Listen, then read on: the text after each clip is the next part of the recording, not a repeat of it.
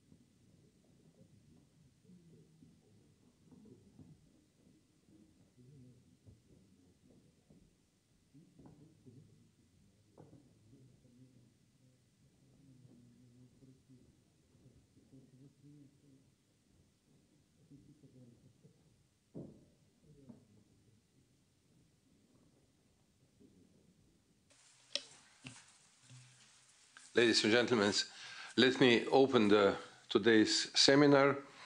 And I would first of all like to greet our distinguished guests, panelists from Belgrade. First of all, Mrs. Maja Vasic-Nikolic, the Independent Journalist Association of Serbia. Then, of course, somebody whom we know and used to be my colleague, former Foreign Minister of Serbia, Mr. Vuk Jeremić, and of course the well-known mayor of Belgrade in the past and leader of the People's Party. Leader of the People's Party is Mr. Jeremić, and Mr. Đilas is co-founder of the Alliance for Serbia and former mayor of Belgrade. As you see, I have some problems with the structure of Serbian opposition, and let me be allowed to say that, of course, I would prefer that we would have a more transparent picture who is who, also not only on the government, where everybody knows who is who, but also in the opposition, because without respected and active opposition, there is no democracy. And we are here all around this table friends of Serbia. We are friends of stability of the region. We are friends of the idea of enlargement of European Union. And we are also friends of the principle that every country, candidate country who might join European Union in the nearest or later future should be judged on its own merits, which means to be democratic, to stick with the basic principles of European Union and its democracy, human rights, respect for minorities, and respect for normal pluralistic democracy. I'm very glad that we will have the chance today to speak in the House of European Democracy about where is Serbia at this particular moment. You have got some papers on the progress of which Serbia is making as a candidate country. I'm glad that this progress is notable, and at the same time,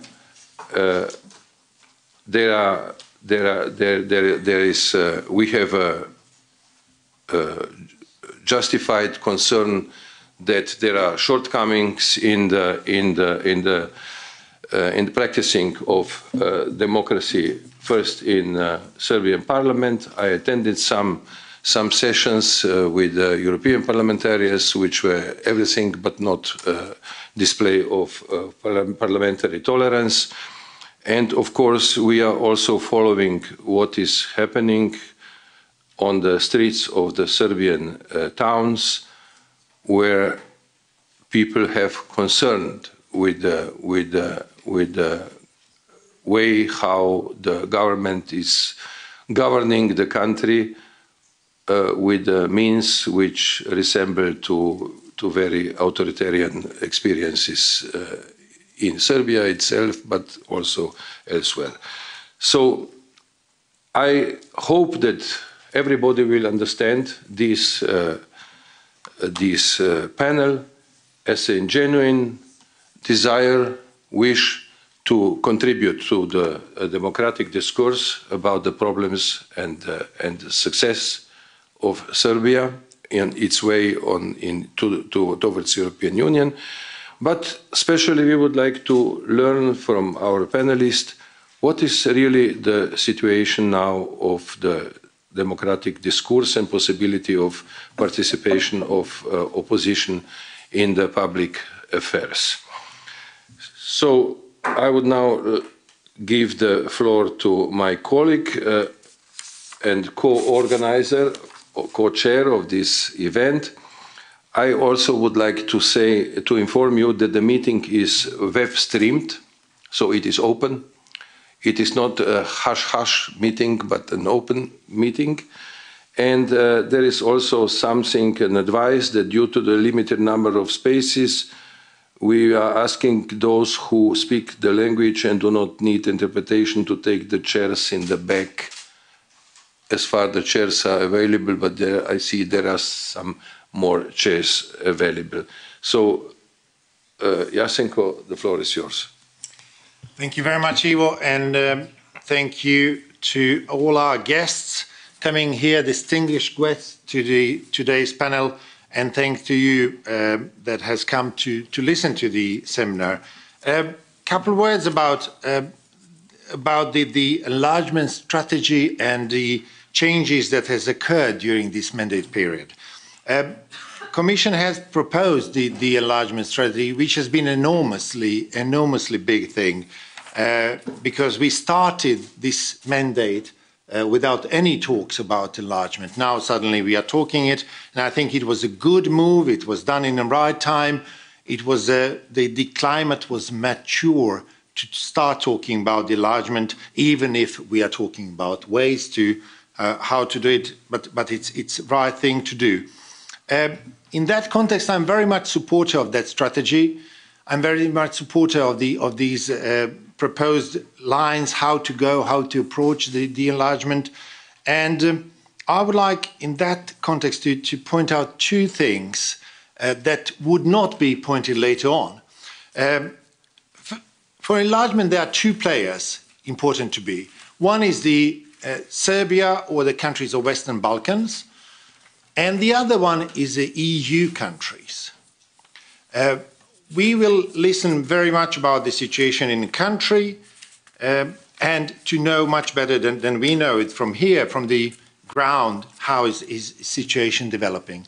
But I would like to say a couple of words about us here in the Parliament.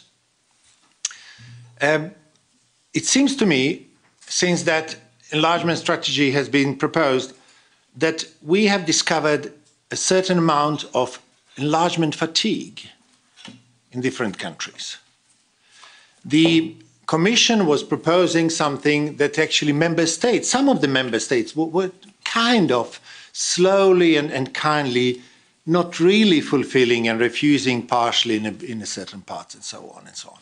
So we will have to combat this, because regardless of the reforms that has been taking place in Serbia, that will take place in Serbia, we will have to have the climate in the European Union, somebody who wants to have enlargement as well.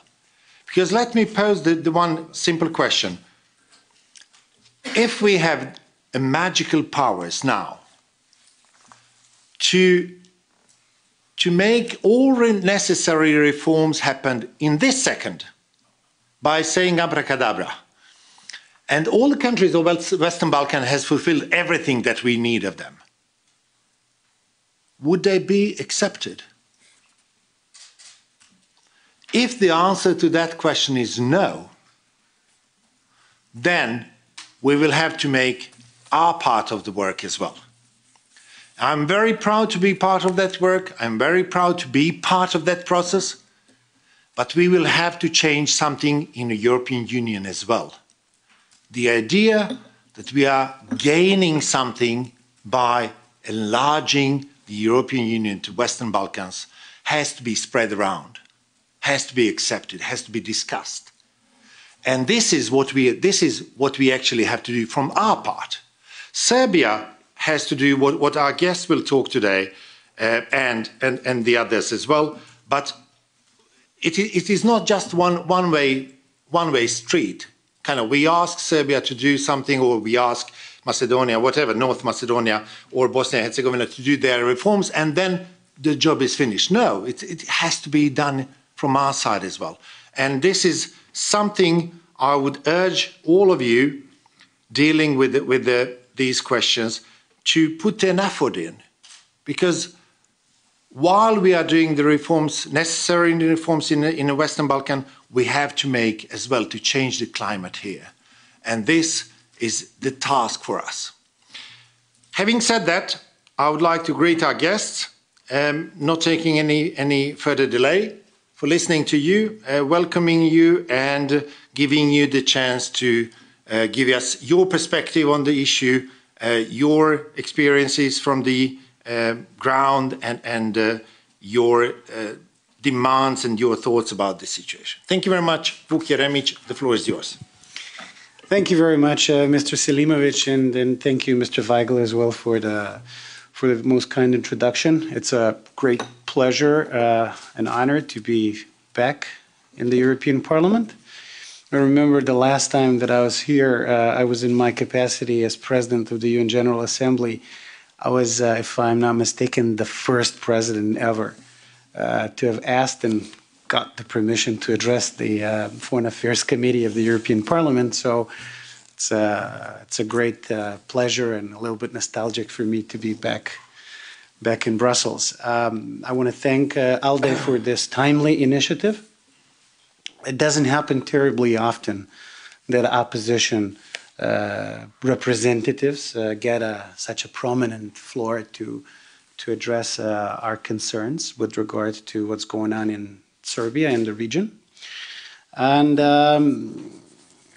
I'm absolutely aware of the fact that both the world and Europe is changing rapidly, and one has to be one better be realistic and rational with regard to all these changes in order to help come to optimal solutions, be they transient or long-term solutions for certain parts of the world.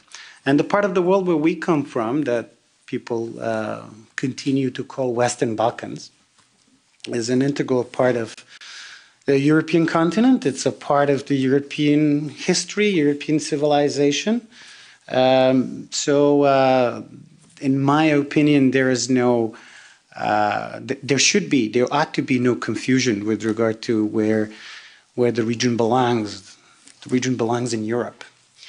And parts of the region have made their accession to the European Union in the past, and part of it, including Serbia, have not.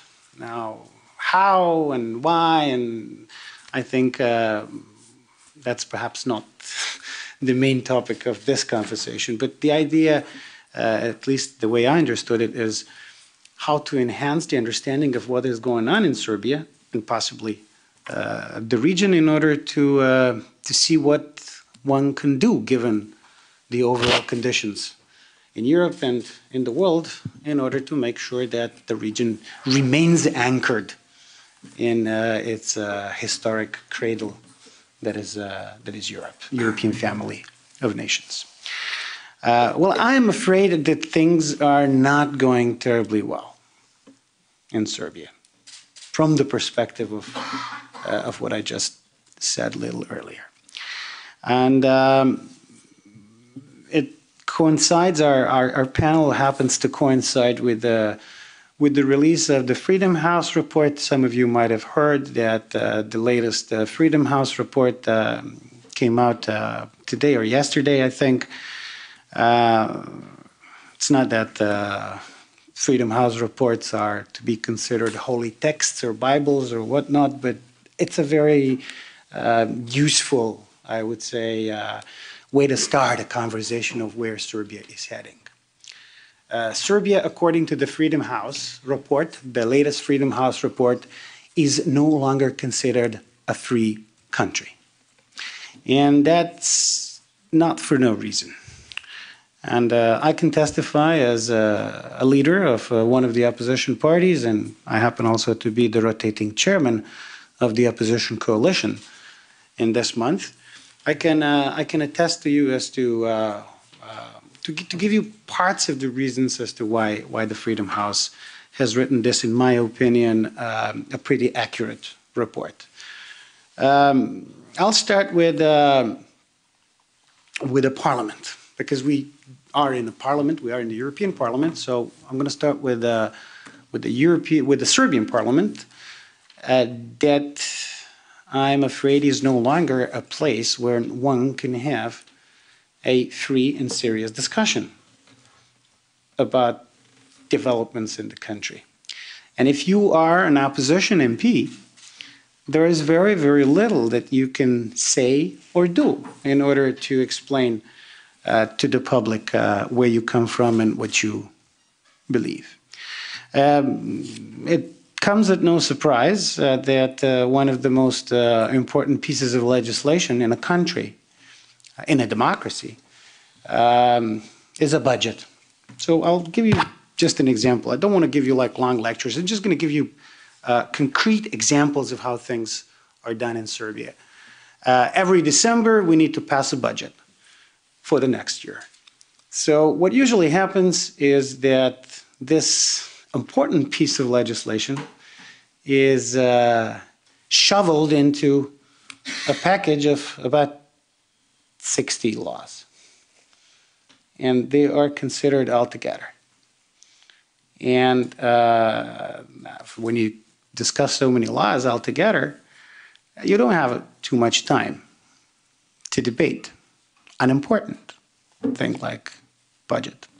Now, to make things worse, what the ruling coalition does is that in advance of the debate in the Parliament, the opposition, the government MPs, they table amendments to their own law.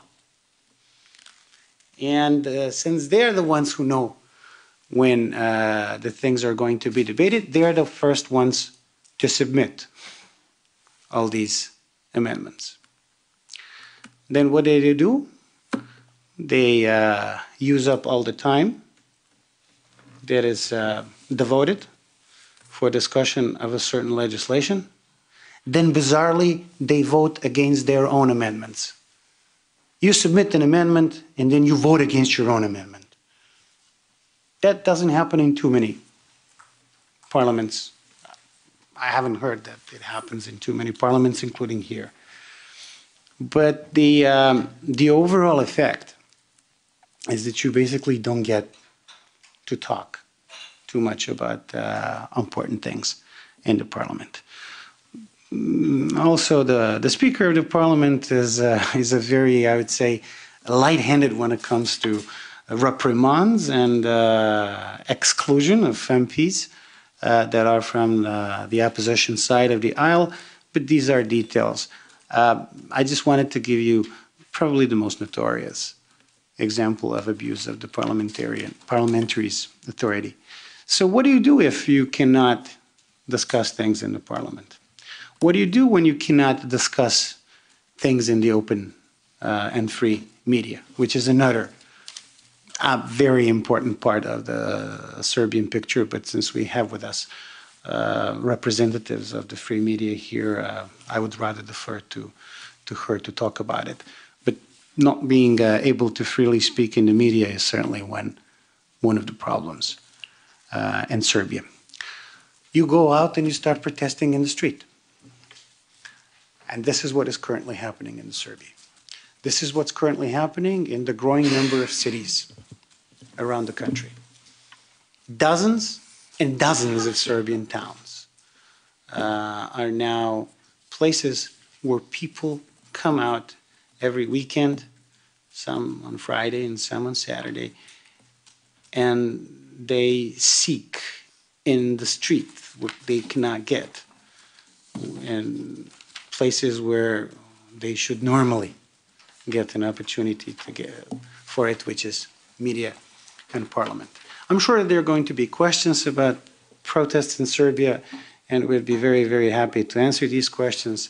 My colleague, Mr. Đilas, and I are participating in these demonstrations, and we're representing a position that, by the way, today, this afternoon, maybe just a few hours ago, came to an agreement on the unifying principles of how to work together in the future. So from now on, I'm happy to say that we have a united opposition. Most of the opposition actors and forces have united with today's act. I am going to address in my opening also the issue of enlargement, which is very, very important. This has been the driving force in Serbian politics for quite a number of years, as a matter of fact. Now, this situation is changing with the decreased appetite in certain quarters of Europe with regard to enlargement. We understand it very well. But as Mr. Selimovic rightfully said, we need to try and be honest about it and to see how to approach this changed set of circumstances.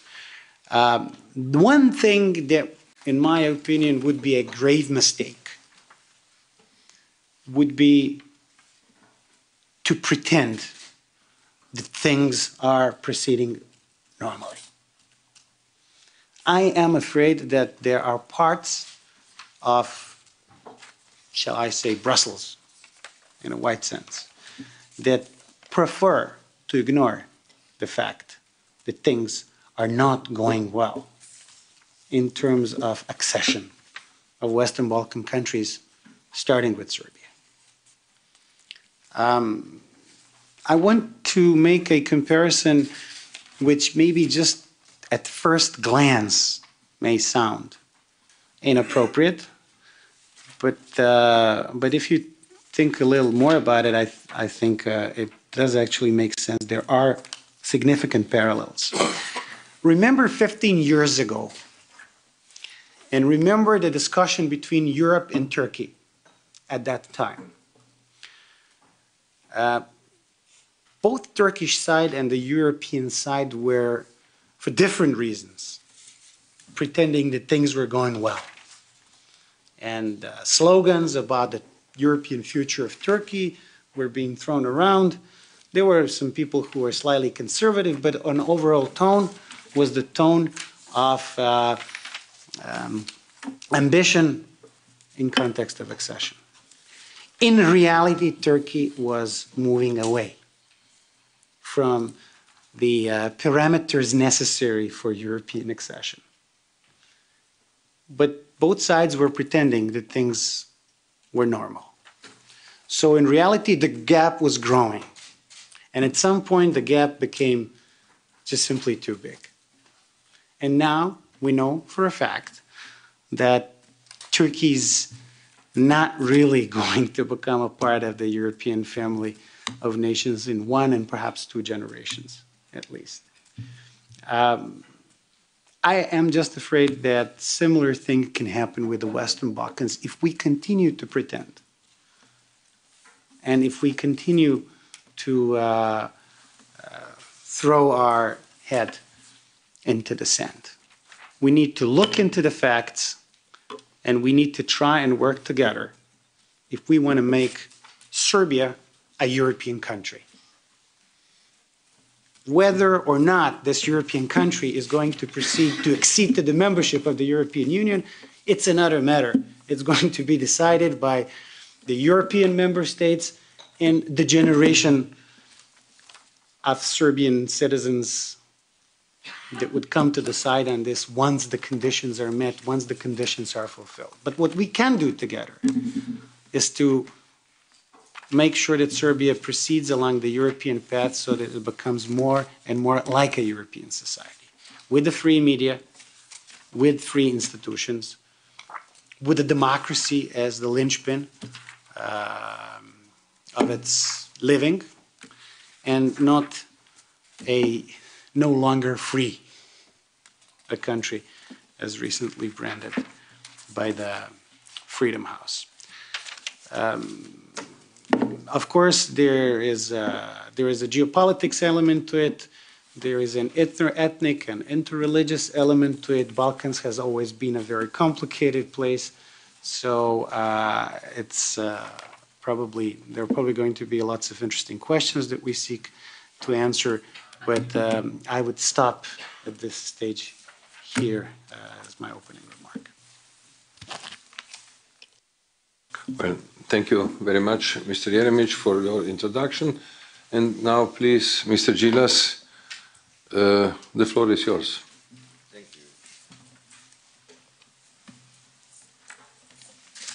I'm really very honored to be able to speak about Serbia's European integration process. Thank you for your kind invitation for Mr. Borko Stefanović. Unfortunately, after attack, he survived. He still has a medical ban to fly, and because of that, he is not today with us. During the last 2 months, people in Serbia are displaying their protest by walking the streets of more than 50 towns. They request immediate stop of violence, discovering killers, and inspire of assassination of Mr. Oliver Ivanović, inspire of murder attempt on Borko Stefanović, freedom of the captured media and institution, free and fair elections, end to corruption and regime's cronyism. University professors, artists, students, agriculture workers, and people from all areas of life are together with hundreds of thousands of people working every Friday and Saturday all around Serbia. I really feel honored to be able to speak in front of ALDE representatives of the people who don't make compromise when it comes to values we share: civil rights, free speech, open society, rule of law, liberty, and welfare state. Dear friends, we are absolutely dedicated to Serbia's accession to the EU. I am fighting for that cause since 1992. I have one witness here. He was with me. I was on B92, and he was, in this time, very involved in everything what happened in ex-Yugoslavia. European integration is founded on European values, and the enlargement process was since 2013 support, unfortunately, since 2013 support for EU declined on its historical minimum, as it can be seen in recent National Democratic Institute research, West Balkans between East and West, published on 25th of January 2019. According to data, support for Russia in Serbia increased for 20% during 7 years of Vučić rule. But you know, relations of Serbia and Russia are understandable regarding history, language, religion, and other things. This is normal. But constant campaign against West in media controlled by Mr. Vučić, support for EU is declining. It's really, at the moment, I'm very skeptical if we potentially have a referendum about EU in Serbia, what will be the result of this? And that is an introduction into the main problem, lack of free speech and independent media, with aggressive presence of corruption, criminal and violence in political life, regional instability generated from Mr. Vučić and his government. For some time, you have also been witnessing erosion of national local institutions, parliament, Mr. Jeremić spoke about this, independent regulatory bodies, breaches of law at every corner of the Serbian society, jeopardizing media freedom and human rights of citizens. Opposition is silenced by brutal misuse of regulation, strong pressure, threats, media inferno, and violence. In the last few months, Mr. Jeremić and I have a fierce competition in the presence on the cover pages of the government-controlled tabloids. Only today I have beaten Vuk 4-2. I had 4 cover pages, he had only 2, but tomorrow is a new game and chance for a rematch. In the latest EU Commission's report on Serbia, there is clear recommendation to the Serbian authorities to stop continuous slander campaign against the opposition that lasts for 7 years. Reports issued by the European Commission are clear.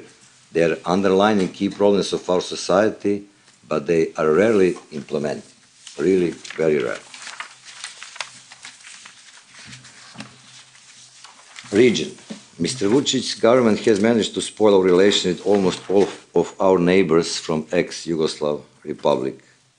By using harsh language from Serbian officials, Mr. Vučić is boosting aggressive sentiments and revisionism toward countries that were involved in the wars in the past. I have to say that some of the leaders of these countries follow this practice. There is no time to ease the pressure of the recent past to solve still burning bilateral problems and to give chance for peaceful and prosperous future for our youth. Politicians using this inflammatory language to preserve their artificial popularity to the extent of the regional stability and peace. In the same time, Mr. Vučić postured to the Western interlocutors in subtle and constructive, quite often deceiving order to portray his realm as a reformist and European-style democracy. The reality, however, is daunting as Mr. Jeremić and I described. All of that is influencing development, economic prosperity, legal safety, rule of law, and personal security in Serbia. I was one of the student leaders against Milosevic, and I really can't say that ignited protest unseen since Milosevic era. There is extremely high pressure on judiciary, prosecutors, and judges, which is often followed by open media pressure from tabloids and TV stations controlled by regime. Last case of extreme interference in the work of judiciary in appropriate media titles a negative campaign after some prosecutors voted contrary to the Ministry of Justice and chair of the respective committee. Parliament collapsed totally during the last budgetary session in December 2018 when the opposition MPs did not have right to discuss about budgetary amendments, and because of that, opposition MPs left the parliament. We really believe that EU is not completed without Serbia. Our path to the EU membership is paved by completion of 35 chapters. So far, our government is opening with the EU some of these chapters, but the percentage or fulfillment is extremely low. Official data claims slightly over 20%, while Serbian NGOs are claiming only 14%. Still, we believe that the essence of our reforms on the EU path should be based in reaching European values and standards rather than formally opening the chapters. Because of the above mentioned, the whole of the Serbian opposition has joined forces in united struggle for free and fair elections and media freedom. Today we signed this paper in Belgrade, and we continue to work with the people on the street. Even more, we decided to boycott any election in Serbia called under current circumstances. As we speak today, all of the opposition, along with demonstrating citizens, university professors, students, public individuals, are about to sign an agreement with the people. With this document, all of us are obliged that we will form a government of experts that will reset our system and bring freedom and democracy to Serbia. Just a few more words. We read very carefully European Commission, what they said, what they put on the paper, and really can't find 90% of this what we spoke today there. But we in Serbia, we are really pro-European. Have the problem when see that envoys or some people from EU came to our country, stay with the president and government, and have never said one word from these reports. And people in Serbia really believe that we go very good on this path to the EU. They don't have any information about that. I think that it will be very useful to say something what is not good, to say something what is good for us. We're really happy when every time something happens good on this path, we say, and Vučić and Brnabić, everybody, super, bravo, we want to join the Europe. But unfortunately, I'm afraid what Vuk said, that we are not on this way. And after all that I said, I have to underline that millions of people in Serbia, including me, of course, are still dreaming that Serbia is a full-time member of European Union. I've been dreaming about that for more than 30 years. I still have it, but as men grow older, he sleeps shorter, and therefore dreams last less. I sincerely hope that Europe will recognize what is happening in Serbia today, particularly in the last few months. It will show its concrete support for people that believe that democracy and freedom are the most important words in the dictionary of life. Thank you for this beginning.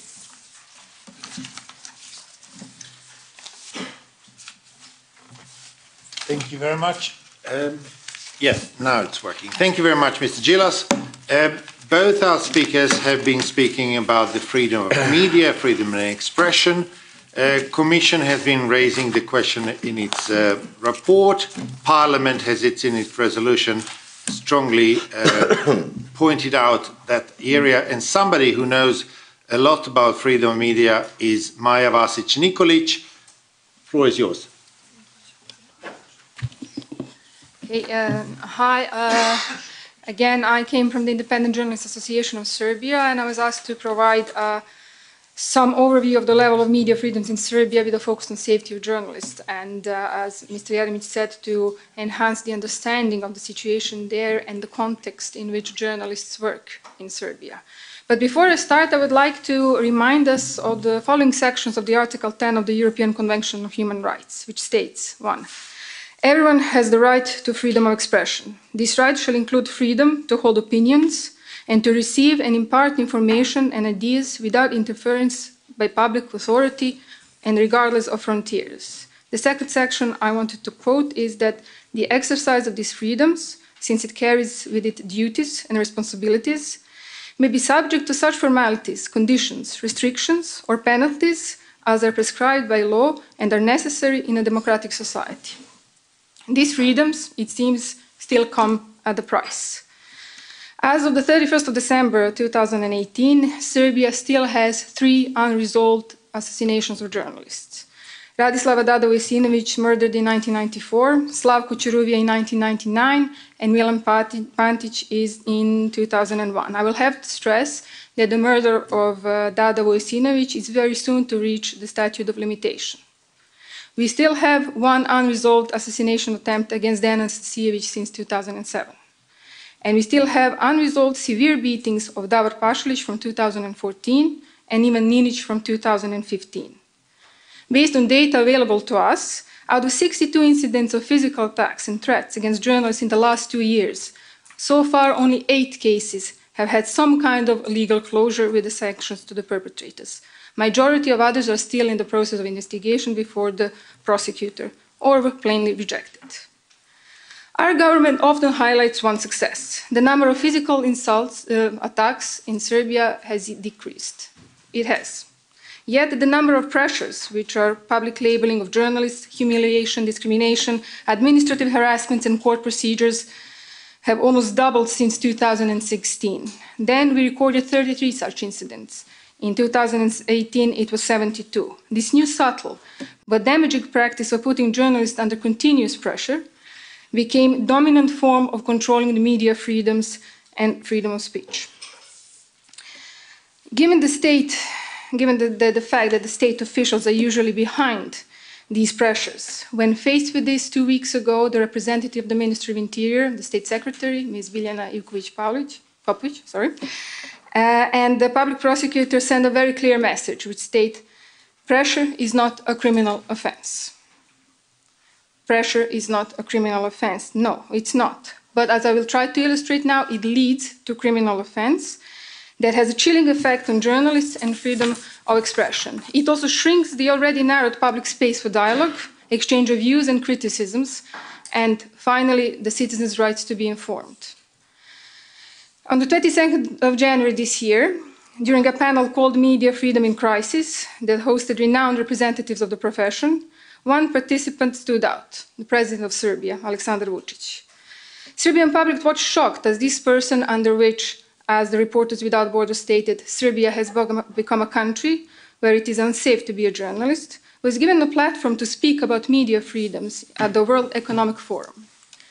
It brought us another surprise. It is there in Davos where Aleksandar Vučić recognized, for the first time, although to the international community, that he is not proud with the media situation in Serbia, but that he believes that in a year or two he will be able to stand at the same place and say that he is proud. 2 years is a long time, but it took only 2 weeks for the newest death threats to capture the headlines in Serbia. In the best practice of his party, Milenko Jovanov, who is the vice president of the Serbian Progressive Party, used the social networks to repeatedly suggest that N1 television is not objective and has recognized Kosovo as an independent state. This caused a chain of reaction on online in forms of insults and threats. But on Monday evening, N1 announced that it received a letter which states, among other things, "Do you have families? You're killing our children and our grandchildren, and you're unaware that if this destruction happens, your building will be the first one to be blown up, and you may lose your dearest. This is why we, the veterans, warn you not to play with anyone's destiny, because your fate is in our hands." The severity of these threats alerted the international and national community, which requested immediate reaction of the state. The ruling coalition remained silent. But the police did react promptly, and yesterday evening the perpetrator was arrested. The suspect, actually. But it remains to be heard what he will say in his defense. Will he, as the person who was convicted in 2017 for threats against the journalists of the same television, state, N1 is an American television that fudges facts, and I'm annoyed with them? Will he be processed fully, and what kind of verdict will it be reached? We are not very optimistic. The previous guilty verdict is more an exception than a rule in the Serbian judiciary. This is why we are extremely cautious in the case of arson, when the house of Milan Jovanović was set on fire while he and his wife were still in there. While the perpetrators were arrested, mastermind wasn't at the time. But in Davos, again, Aleksandar Vučić announced that he thinks he knows who is the mastermind of this attack. And sure enough, a couple of days later, the suspect was arrested. But until both trials are over, intentions proved, and verdict that will deter future incidents announced, we will not be calling this a success. And neither should the international community. Pressure is not criminal offense, but it leads to it. When journalists are publicly labeled by the highest officials or members of the parliament at the parliamentary podium as opposition media, SIA media, fascist media, greatest threat to Serbia, Soros mercenaries, foreign agents, enemies of the state who pollute the society, without clear public condemnation or sanction, in reality, this leads to criminal offenses against these journalists. By condemning such incidents against some journalists and keeping silent to others, the state becomes an accomplice, in nurturing an atmosphere where some journalists enjoy protection while others don't. If the Speaker of the Parliament, here already mentioned, allows naming individual journalists and labeling them traitors, enemies of the state, in the Parliament at the session broadcasted live, without sanctioning these MPs, she is allowing the abuse of one of the most important institutions of the state, the Parliament. And to make it clear, as Mr. Jeremić already did, it is not only the journalists in the media that are being targeted like this. It is enough to speak critically of the government to find yourself in such game. The recent trends indicate that even judges and prosecutors who decided to publicly draw attention to the fact that the highest officials are violating the presumption of innocence or leaking information from the investigations are being targeted. Speaking at Belgrade a week ago, the president of the European Federation of Journalists, Mogis Bjerregaard, stated very clearly, serious attacks that end up with murders of journalists, as a rule of thumb, start with pressures. And we can go back to the case of Milan Jovanovic, who was reporting pressures and threats throughout 2018 and whose editor was severely beaten just a month ago before the arson, and when the police did not react. The Parliament is not the only institution that is being used to deal with critical journalists and media. Administrative harassment like exhaustive tax inspections, bank account blockades, health and safety inspections, labor inspections aimed at discrediting the media or just plainly obstructing the work is the new tool. Južne Vesti, an online portal for niche, faced such inspection for 5 months, 24 hours, 7 days a week, with more than a dozen inspectors spending all their time at the office. Južne Vesti report that these tax inspectors actually went to the commercial clients and the families of the journalists, showing them photocopies of the contracts that Južne Vesti has with foreign embassies as a proof of their betrayal of Serbia. After 5 months, none of the irregularities was found. Actually, one was found, but was later disputed by experts. However, some commercial clients ended their contracts, hence leaving media without commercial revenue. We have also developed a special form of pressure, probably a unique one, that again was already mentioned here. Media attacking media, or media just attacking anybody who criticizes the government. Those media openly support the government and receive unknown funds from it, run smear campaigns against independent journalists and anybody else who criticizes the ruling party. These media are champions of fake news production, champions of violations of ethical code, and they often win public competition for financing of media content of public interest. The victims are often the recipients of many international awards like Center for Investigative Journalism, CRIC or BIRN, or just journalists who are critical of the government.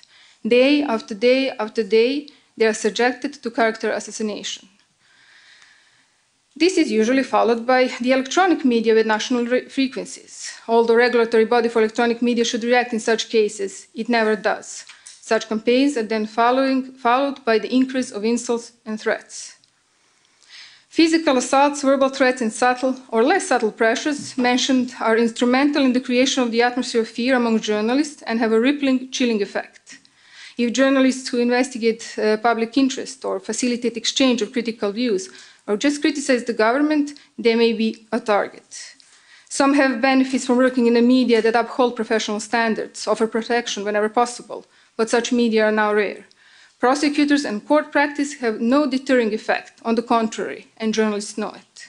This is why pressures, threats, and attacks lead to increase in self-censorship. There is no need to tell the journalists what they may or may not write, said one of the survey journalists for a report he has produced. He said they already know what type of content is allowed. And so does the supervisory board of the factory in Kragujevac, which initiated 2 weeks ago an internal procedure involving internal security people as well, to find out how did the anti-regime daily danas ended up being distributed to the workers. They announced criminal charges against the union leaders for this. Only after the attention was brought to the fact that danas daily is in fact not prohibited by the law, they dropped the idea of criminal charges. However, the message that was sent was very clear. Danas is forbidden. I would like to mention another interesting case, because I believe that humor and satire has always been regarded as the last refuge of the criticism. Clever authoritarians, some mentioned today, knew better than to censor this genre. Milosevic never censored Koraks, the famous cartoonist, yet last year, exhibition of Koraks and another cartoonist, Dusan Petricic, was closed, their artwork removed from a local council. The nearest thing to an explanation was that the agreement didn't state how long the exhibition should last, so it lasted one evening. The public saw it as prohibition of this work. Serbia has declared its commitment to the European path. With it comes commitment to ensuring that journalists can carry out their work safely, legislative measures to secure it, and combat impunity. Because journalists are watchdogs, they are a corrective factor that every government should protect, not muzzle. Today's state officials, and maybe future ones, must accept that. If journalists are made here silenced, the basic human right, the right stated in the Article 10, right, I will repeat it again, to freedom of expression, to hold opinions and to receive, impart information and ideas without interference, is denied to citizens. With it, they are denied the right to make informed choices about their future, about, for example, their views about the European Union and the enlargement process, and the referendum as well, that was already mentioned. And again, just to finish, I will quote two organizations that assess the situation in Serbia, one already mentioned. First, the Reporters Without Borders. Serbia dropped 10 points compared to 2017 and now occupied 76th position in the World Press Freedom Index. Under President Vučić, the report stated, Serbia has become a country where it's unsafe to be a journalist. Freedom House, already mentioned here, said that it dropped Serbia is among the countries with the largest drop in 1 year, scoring 67 out of possibly 100 points. They stated, and I will repeat it again, that Serbia is no longer a free country.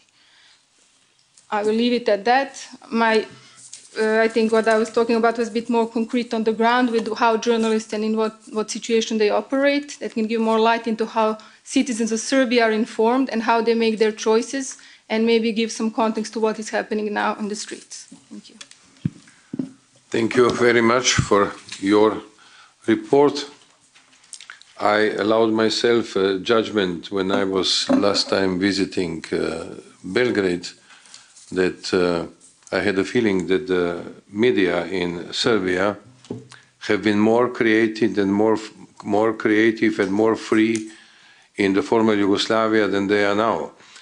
And it applies especially for the quality of the media or for quality of reporting. No? So this is my comment on these facts which you displayed to us. I think it is the time first that I greet the fellow members of European Parliament, Mr. Jakovčić and Mr. Radoš, and excuse me, yes, and the colleague from, yes, very welcome to this round, and excuse me if I didn't see anybody else. You are the member of parliament, I'm not sure. See, we have a big parliament, so 760 faces, it's difficult to remember always. Eh? So I think the best thing we can do is to go to the question and answer part of our discussion, and let's have most sincere and concrete debate. So please, who wants to take the floor? Mr. Jakovčić first, please.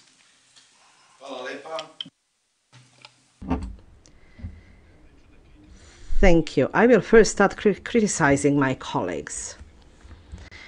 Jasenko Selimovic, how could you forget one Croatian from organization of this seminar? There is no bigger love than the love between Croatians and Serbians. So, this is my criticism for you. As you can hear, I can speak Serbian as well, not just Croatian, right?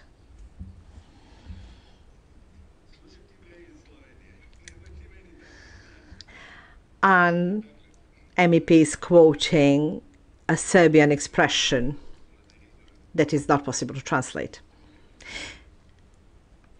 I would like to react to what you said, Ms. Nikolic. Yes, the situation is serious in media in your country. And unfortunately, we are not a great student. let's say the States, United States of America, fell to the level of Croatia, people say. We have a situation where the national television is suing its own journalists, which is a tragedy. Journalists commit suicides or getting killed. They are getting killed and we don't know who the culprits are. And we have to be solidary with you and your colleagues, because the things that we see in the freedom of media represents a huge problem. I'm not sure it will be easy to solve it. I'm really not sure. On the other hand, I would like to extend my support to my colleague Jeremić and my colleague Đilas, whose work I appreciate. However, I don't know how to extend that support. Mr. Đilas, I follow your work from the beginning of the 90s, and I really appreciate what you do.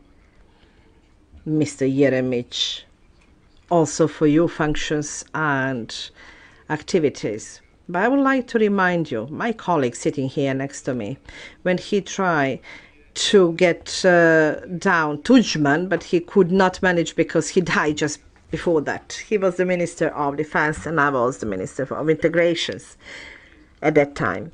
So I asked myself two things. How do you think to solve the issue with opposition?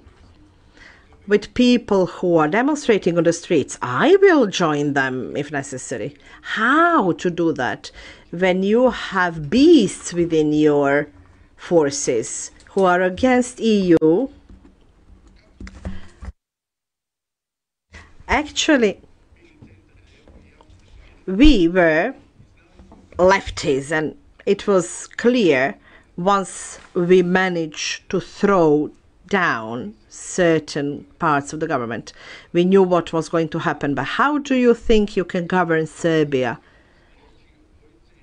You have to be courageous enough and to say, we will guarantee the freedom of press, of media. Because really, I would like to see Serbs in EU. And I said I was going to open the biggest, the largest champagne once Serbia joins EU. It wouldn't be a bad idea. We used to be all in the Western Balkans. Now we are not anymore. So it would be nice to get them within the EU. So the question is, how do you see the possibility for Serbia to join EU? If we have certain persons that I don't want to name, if they are still in the government. And the second question is the question of Kosovo. You need to say, what do you think about solving it? How do you think to solve the issue of Kosovo? I do see what is Vučić doing. Don't think I don't see that. But I ask myself, when we will get enough courage to say certain things, like my friend Čanak did. Do we have a certain position about that or not? I really extend my support, but I would like to get answers to those two questions. Thank you.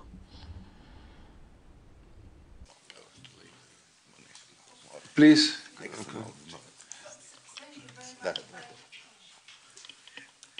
I don't have a... Oh, yes, I have. I'm coming from the country from Western Balkan, and I know the mentality there.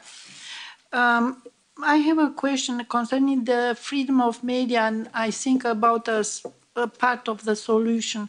The reality is that the media, TV chains in such countries, they are paid and they are bought by the political people, and they are obliged to speak only for this political party. So regulation of the financing of the TV chains in Serbia perhaps can help, then can be more free. That's it's perhaps a solution. Another one is, for me, is very sad that a lot the interest to adhere to the European Union is smaller. And I want to ask you why it's smaller, this interest of the people, and it's related to the influence of Russia in Serbia. I ask you why the influence of Russia politically, economically, and militarily in Serbia. And the last question is, if Serbia is interested to adhere to NATO, if it's not, if it's possible, perhaps to help Serbia to be more European in this case. Mr. Kolega Radoš. Thank you, and thank you, colleagues, for organizing this meeting. Serbia is a very important country in the Western Balkan, connected with issues related to Kosovo, to Bosnia and Herzegovina, to Montenegro, and so on. So thank you for that round table, and thank you for colleagues from Serbia giving us the updates on what is going on there. My particular interest is on process of privatization of local media, which started in Serbia 2 years ago, and in the European Parliament, in our resolution, we expressed the concerns on that process, fearing that local media will not be independent after that process of privatization, and probably in ownership of people and organization close to the government. Our special concern was related to the programs of languages of national minority in Serbia, fearing that even that part of multi voices in Serbia will be damaged. My question is how that process was last 2 years, and what is now position and situation with local media and its ownership in Serbia. Thank you very much. Thank you very much. Dear colleagues, we will try to collect some questions and then give our guests the opportunity to answer. And then while they're answering, if you want to pose the next question in the next round, please just give me a sign. Which one would like to answer? Vuk Jeremić, please, the floor is yours. We divided it up, so I'm going to answer some of the questions, and then Mr. Đilas is going to answer the other. I'll start off with a difficult one that was asked, and this is Kosovo. I remember being here in 2008. Actually, it was in Strasbourg. It wasn't in Brussels, because I was addressing the European Parliament, and it was in the aftermath of the unilateral Declaration of Independence. I was foreign minister at that time. And amongst other things, I remember very well saying that unilateral course of action in our part of the world is not going to lead to long-lasting stability. And that I said, don't consider me a crazy pessimist if I tell you that 10 years down the road, we're probably going to continue discussing Kosovo in the context of the European future of the region. And it really gives me no pleasure whatsoever to be able to say that with the benefit of hindsight, I was unfortunately right. So it's 2019, it's actually 10 years, soon to be 11 years after the unilateral Declaration of Independence, and we're still not near finding a lasting, stabilizing solution to this problem. I'm not saying that the original of all sins was the UDI. We all know that there was a history to the UDI and a very long history to the UDI, as a matter of fact. But I don't want to go too far back into history. I would like to try and be future-oriented because, as Mr. Jakovčić rightfully said, this is indeed part of a discussion about a European future of the region, and Serbia in particular. I have a great fear that if we again in 2019, like in 2008, dash towards what appears to be a quick fix. And that is, I don't need to be diplomatic because I'm not a foreign minister anymore. If there is a European acquiescence to the plan of Mr. Vučić and Mr. Taci to redraw the administrative lines of separation in the Balkans, or partition Kosovo, if you will, based on ethnic composition of a certain territory, there is absolutely no way that this is going to be the last time in this generation that somebody is going to attempt to do the same. And please don't say, well, Kosovo is, well, this is a very special case, because back then in 2008, some people were claiming that this was a very special case, and 10 years down the road, we haven't gone too far in this context. So I would say that a poison pill for the Western Balkans' future in Europe is to endorse an enormously dangerous plan of ethnically motivated partition of a part of a Western Balkan territory. So, first things first, let's try to avoid a disaster before sitting down and thinking together as to how we come to a very, to come to a fair and a lasting solution. I know that the government of Serbia is going around Brussels and other capitals saying opposition in Serbia are extremists. Opposition's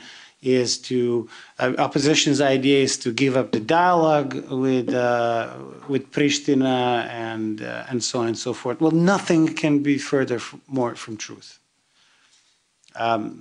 We are in favor of finding a compromise solution to a complicated problem through dialogue, but through a fair and transparent dialogue, unlike the one that is currently being done in restaurants around the world between Mr. Vučić and Mr. Taci, with zero transparency whatsoever, at least in the case of Serbia.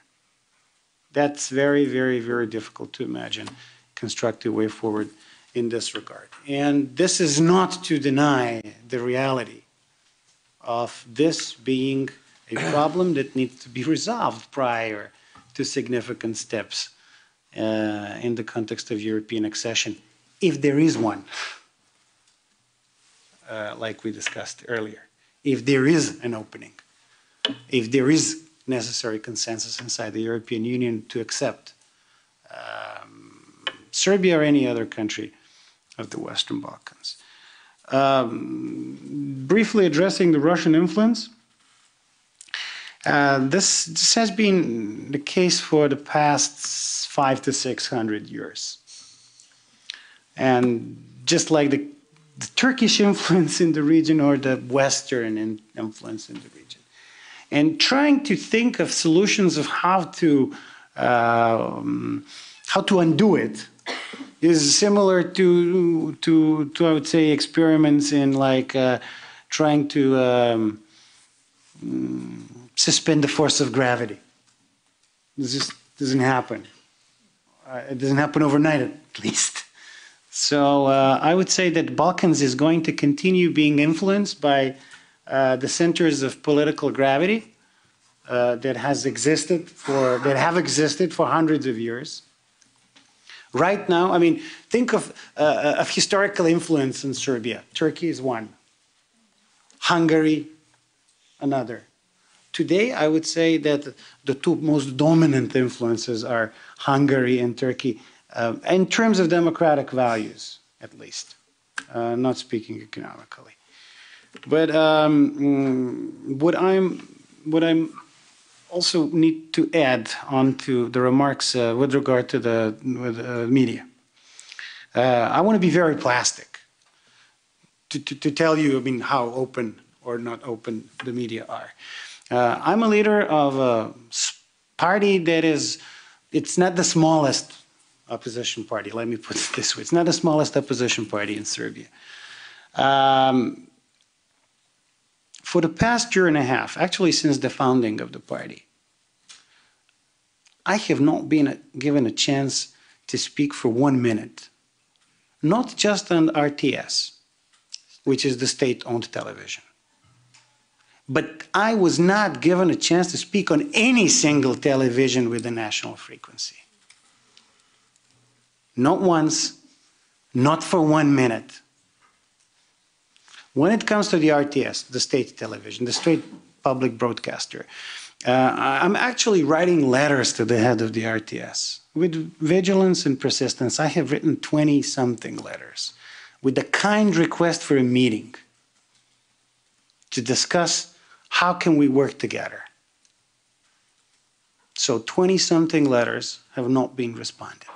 Not a single one. Just giving you an illustration of how things are. I'll give you another illustration of the freedom of the judiciary. Mr. Vučić, in one of his long rants about me, called me in front of most ambassadors in Serbia. He said that I was the head of the international criminal gang. So I sued him because that's not true. I'm not a head of the international criminal gang. And the court dismissed my case, said that I can't sue the president, which is, by the way, not true in a private case, according to the Constitution of Serbia. So you can't really sue him for calling you names or for calling my family names. My friend mentioned this very prominent ruling party functionary, Mr. Milenko Jovanov, who made it by calling my wife the leader of the largest criminal narco cartel in the Balkans. He called my wife, who was actually a colleague, a journalist, he called her the leader of the largest narco cartel in the Balkans. And he did it from the position of a spokesperson of the party, of the ruling party. So the reaction of Mr. Vučić was that he got slightly carried away. So just slightly. So maybe my wife is not the largest narco dealer, but amongst the key ones. So that was the nuance. Of course, neither my wife nor I ever had a chance to answer any of these allegations. But I'll let Mr. Đilas answer the rest. Hvala. Thank you. I'll now speak a bit Serbian, Croatian, Bosnian, and other languages. I'm happy that I listened to Vuk. I know he has some influence over the media because his wife is a journalist, so he has some influence over the media. None of us has appeared on any television with a national frequency for years now. We used to have 5 TV stations with national frequency. 2 were owned by Greeks, and both were sold by Telecom buying a cable TV operator, and then the cable TV operator bought the 2 TV stations. Everyone knows here B92. I used to work there, and Mr. Weigl was our guest once as a foreign minister. There was a website that was free, but it is no longer free. They have a new coordinator that posts news there as if it were a tabloid. That's a tragedy of our journalism, and tragedy for us who've been fighting for some kind of freedom for 30 years. Ladies and gentlemen, in Serbia we have 2 daily newspapers, Vreme and Nin, that have a really long tradition, and really courageous people and excellent journalists work there. Their print runs are not big because they don't have money, But those two papers, those two magazines, in their New Year's editions didn't have a single ad for the first time in their history. So even private and foreign companies encounter problems if they give them money, if they place ads there, do not dare to have ads in those magazines.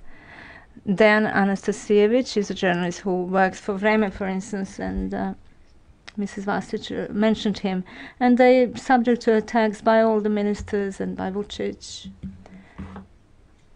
I don't know who would manage to react to Vučić's attacks.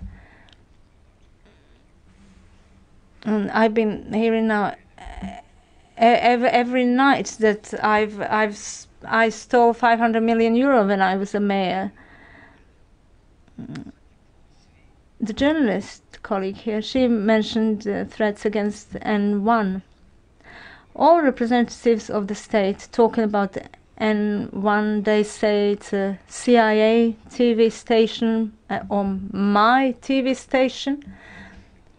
And one N1 journalist even said to the president, "Could you please stop calling us those names? We are just an ordinary TV station." And that's what we said. What will be next? It's a very uncomfortable and serious situation.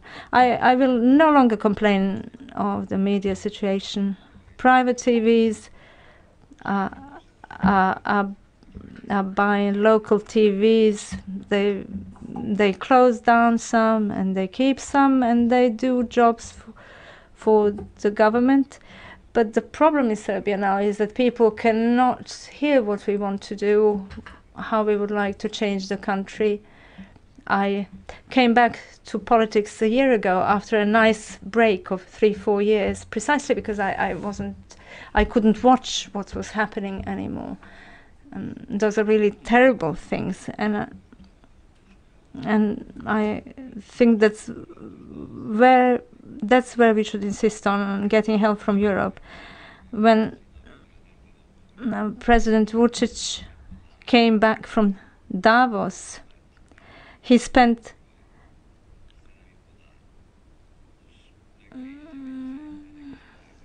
seven and a half days on the state television last year.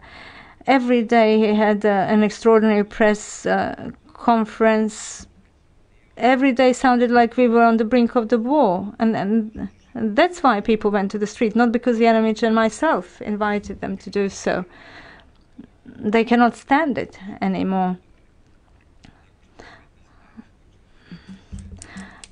Reports say that our economy is doing better because our debt is now 25 billion and it's stuck there.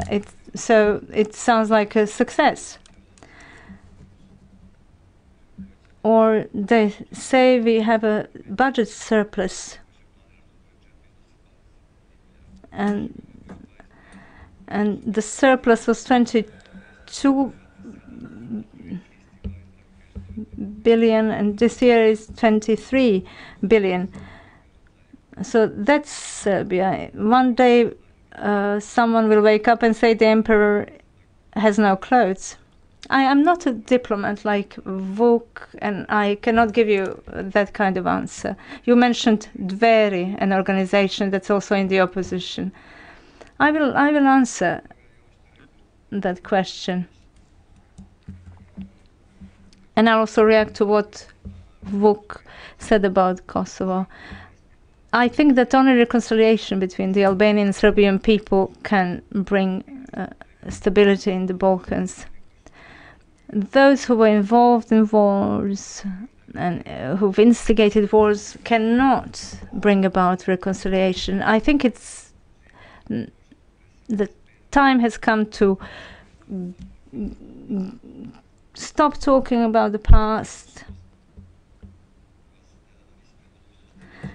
And if your present is poor, you have to talk about the past because it doesn't let you look into the future. let's talk in the media about the Albanians who saved Serbians during the war and Serbians who saved Albanians. Let us have our economy function. Let us have our people travel without people asking them for their documents. And let us have sports competitions for this new generations. There is now a generation in Kosovo who were not even born when the bombing on Serbia happened. Mr. Jakovčić, I do not share the views of the Dveri people. You know that clearly. You know what I did in the 90s. And you know that I was part of the protest against the bombing of Sarajevo and of the anti-war protests.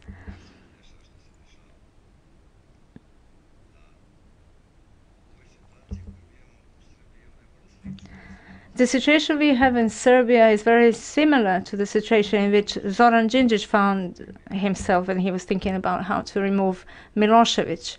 And Đinđić created DOS, where the far left joined, but also some far right parties. But the plan was clear, to change the system. And we've realized that in this situation where no individual party will be heard, people there will say tomorrow a guy from Croatia praised Jeremić and Đilas, and it will sound like a conspiracy. So that's the world we live in. But your support does mean a lot to me, regardless of the cover pages we'll get for this. So what we said is, all of those who are ready to fight democratically for their views, let us join forces to change the system, and in order to form an expert government without us in that government, it's clear to you that we couldn't form a government with them because we have opposing views on many things. I'm not so young, but I still believe in talking to people. When talking to people, you can explain things. Except for the far extreme people like Šešelj's people and others, you should talk to the others. You should explain things to them, open their eyes. Maybe they'll understand something, and maybe we can achieve some progress in that way.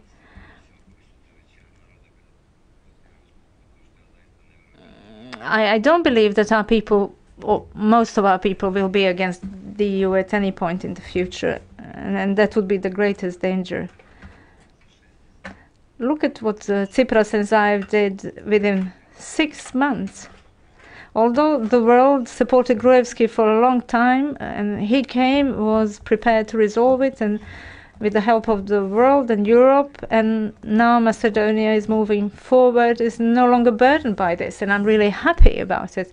As you said, I will also be happy once we have all joined Europe, all the countries from that region.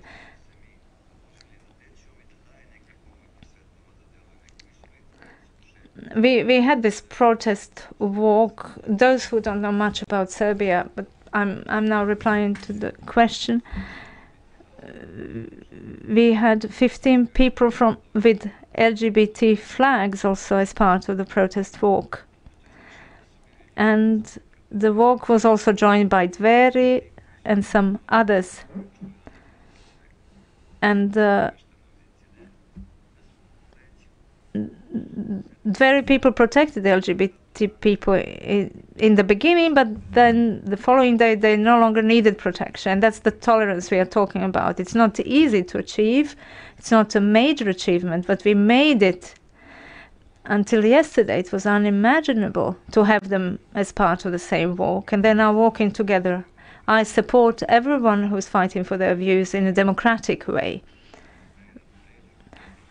But those who go beyond the democratic discussion of arguments, then I see no opportunity to talk any longer. Thank you. Since it had been mentioned, the signing of the protocol between Northern Macedonia and NATO has actually happened now while we were speaking. So the Twitter is going crazy about it. We have one question, and I have as well. I saw your hand, Madam Vasic Nikolic. Please.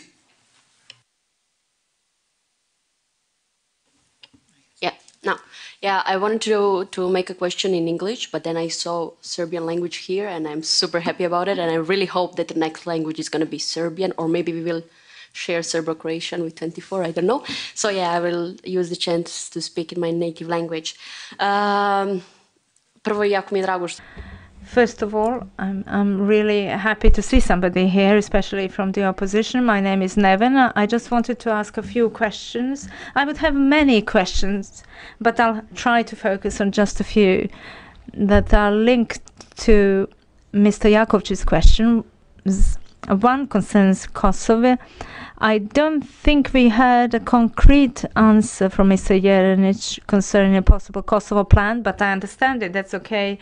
But I was born and I grew up in Kosovska Mitrovica, and I think I'm entitled to ask about your plan for the Serbs in Kosovo. Not for Kosovo as such, but for the Serbs living in Kosovo. I agree with you, and absolutely agree that the situation in Serbia is terrible when it comes to human rights and all kinds of rights. But the situation in the north of Kosovo is even a million times worse. And I'm aware of that as somebody who lived there and who grew up there, and my family still live there. So I would like to get at least one answer from you as to whether there is a plan, if not for Kosovo as a territory, but for a solution to protect the Serbs living in Kosovo, or something similar. I am a journalist by profession, and I write for BIRN about the Serbs living in Kosovo, and many times my neighbors who do not agree with Vučić's policy ask if I'm afraid that I'll lose my job or that my family will lose their jobs.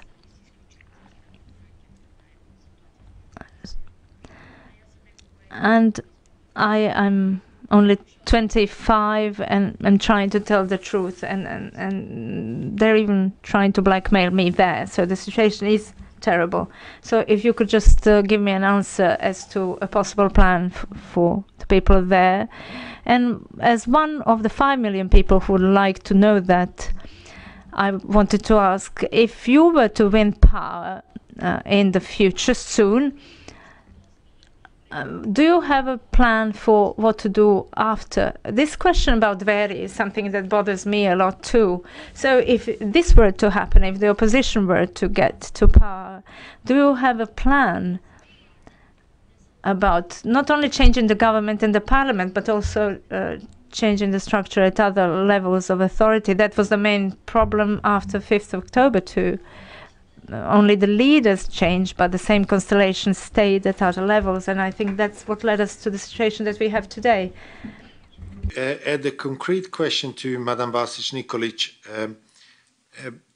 if you were forced to point out two most important things to enhance the freedom of media or reforms to enhance the freedom of media in Serbia, what would that be?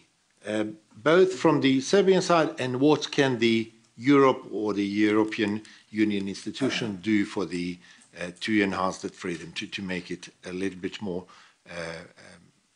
in accordance to the standards we are asking for. So please, let's start from that side, and then I'll come back to you afterwards if it's okay. The floor is yours. Okay, thank you for the question. I will then start with the last question and then go back to the other questions and issues that were mentioned, because they're actually all quite interrelated. Of course, safety of journalists is important, because only a journalist who feels safe can report in public interest. And that will be the first thing. And of course, that the highest officials must condemn all violence against journalists and fight impunity. But the second, as we call it, the cancer wound, is the work or the lack of work of the regulatory body for electronic media. When the colleagues from there mentioned Vučić being 7 days on television in 1 year, when we talk about monitoring of the election process and how many seconds different opposition leaders have on the national frequencies, we don't really have to monitor. They almost have none. Vučić and the Serbian Progressive Party are there all the time, and our regulatory body for electronic media, who should react, doesn't. They only apparently react upon complaints. They don't react on any violation. They are simply docile and completely politicized. So I would say that making regulatory body for electronic media work would make a difference, because then on RTS you will be able to hear any diverse thoughts, criticism, exchange of views.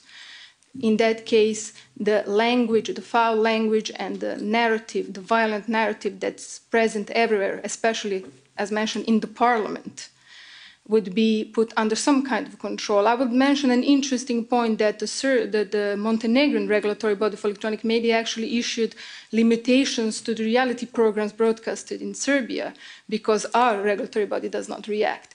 And Vučić may have been 7 days on the RTS, but he has been many months, I would say, on TV Pink, which is now called the second public service in Serbia, because this is the place where our president spends most of his time interviewing himself, mostly. So yes, those two things: safety of journalists and fighting impunity, and bringing RAM back into life and making it work. Those are the two key issues. How we can do it, or how you can do it, the European Union. Well, we would start by not tapping Mr. Vučić on the back and saying that he's doing an excellent job. And this is the perception of the Serbian public, because every time somebody from the EU comes, they have a very heartwarming welcome. They always say nice things about each other and tap each other on the back and say how we are doing well. Only this year was the first time that the actual recognition of the issues of the media freedom happened. And it was a result of many, many pressures put by different organizations and institutions, even like advocacy events that we, the Journalists Association, came and insisted here that something has to be done. So the idea of having stable economy and no media freedom is very, very dangerous. And it's very, very dangerous when European officials do not actually tackle the problem of media freedoms. There was one, for us, a scandal when Mr. Johannes Hahn visited TV Pink. Many messages were sent in that direction after this event. I would understand that Mr. Hahn wanted to have a broader audience and to reach many Serbian viewers, but to sit there and not to question the editorial policy of this television, this is something that resembles or equals endorsement. And when you endorse Television Pink and the values they promote, it's not a good message, I would say, to the citizens of Serbia who are interested in decent life. Maybe I would leave it at that with what you can do, but and go back to the question from the colleague from Croatia and your question about the financing of media. The privatization process of local media has turned into a process of putting all media under control of the Serbian Progressive Party and their satellites. Media were privatized in the end. They became something we call party media. They receive instructions on how to cover each event or news. Recently, Južne Vesti, independent news portal, actually published one email with such instructions. The idea is to control all the information reaching the audience, and all those media that are doing something against it are being put under pressure. I mentioned Južne Vesti, but it's important to mention the case of Vranjske, the only independent print media that was actually closed in September 2017. So the whole section of Serbia was left with no alternative access to information, hence again going back to public interest and how they will make an informed choice. They are being bought by individuals who are in very close relationship with the Serbian Progressive Party, and I'm not sure of how we can tackle that, but maybe we could start by, for example, when awarding funds from the state for the programs of public interest, we have a mechanism. We should insist on, for example, respecting the ethical code. So any state, any media that receives funds from the state to start with has to respect the code. Maybe we could start trying to strengthen the unionization process, maybe the labor rights, because what we found that in some of the media owned by these, owners, of course, sometimes don't have much problems. For example, I would say that journalists of TV Pink actually suffer some in terms of economic certainty. So the professional community is weakened. There is no solidarity, and I think that is the biggest problem. What we found is that people resort to self-censorship, and not only journalists, but I think citizens at large. But and this is my opinion only, is that in the last couple of months, with the rise of the protests on the street, people have started overcoming this self-censorship and started talking critically. However, although opposition leaders would argue that there are many people in the streets of Belgrade, I was present at the demonstrations when there were much more people. And if we want to have more people on the streets, or if we want to have informed choices, they don't have to be on the street, but they should at least know where they are. Then we need to free the media of this control by the ruling party. And one more thing regarding the independent media that were mentioned, in addition to Vreme and In, we also have Danas Daily. But altogether, this media, print media and N1 television have minimal reach. So citizens of Serbia have no idea what's really happening in Belgrade or in other parts of Serbia unless they're online and looking at social networks. Compared to hundreds of thousands of readership of Informer, Tabloid, or viewers of TV Pink. N1 was branded American television for a very long time. And indeed, after some interventions, even by the European Federation of Journalists, for example, and that one journalist that directly asked Mr. Richards to stop doing it, as he said in Davos, he stopped doing it. He stopped labeling it an American television. But overnight, the so-called SIA television and American television became Đilas television. There is. So one would argue, how do people buy that? And I'm not sure how to answer how do people buy that, but I do think that what Mr. Đilas said, that he can't even be bothered with Vučić's speeches and labeling, that's a dangerous trend. We must be bothered with that. We must react, and we must try to raise awareness among citizens about what is and what isn't happening in the streets. So I don't know if that meets the answers to your questions. Thank you. Thank you very much. Vuk Jeremić, please, floor is yours.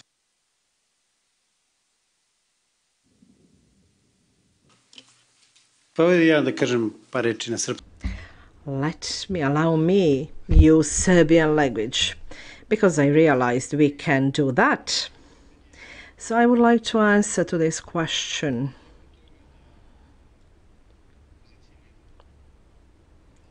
Of course, the opposition has a plan for Kosovo.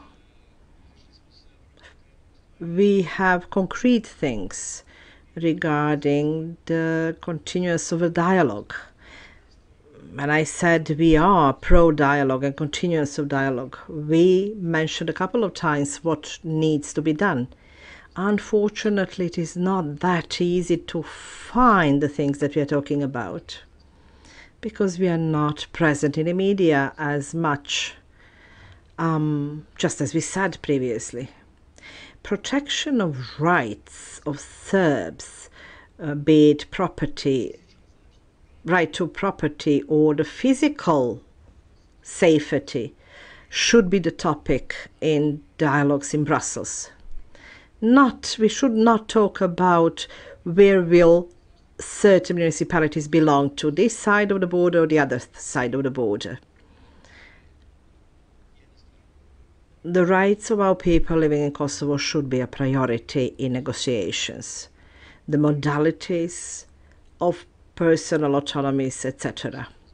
But that could be a separate issue. Protection and guarantee for the cultural heritage, for the churches and monasteries of Serbs. The things that haven't been touched upon in a dialogue, they should be also one of the priorities. Property, state property, private property of the citizens, public property and private property, basically, should be a part of the negotiating dialogue. I believe that the final status of territory cannot be a subject of discussions as long as we do not find a solution for the things we talked about, and as long as we don't get the guarantees that this will be respected. Since 2013 until now, we have dialogues, but just a few things have been agreed upon and respected by the Serbian side or for the Serbian side. Why did people negotiate in Brussels the way they did? To implement certain things that Albanians insisted upon and not implementing the things that Serbs were insisting on.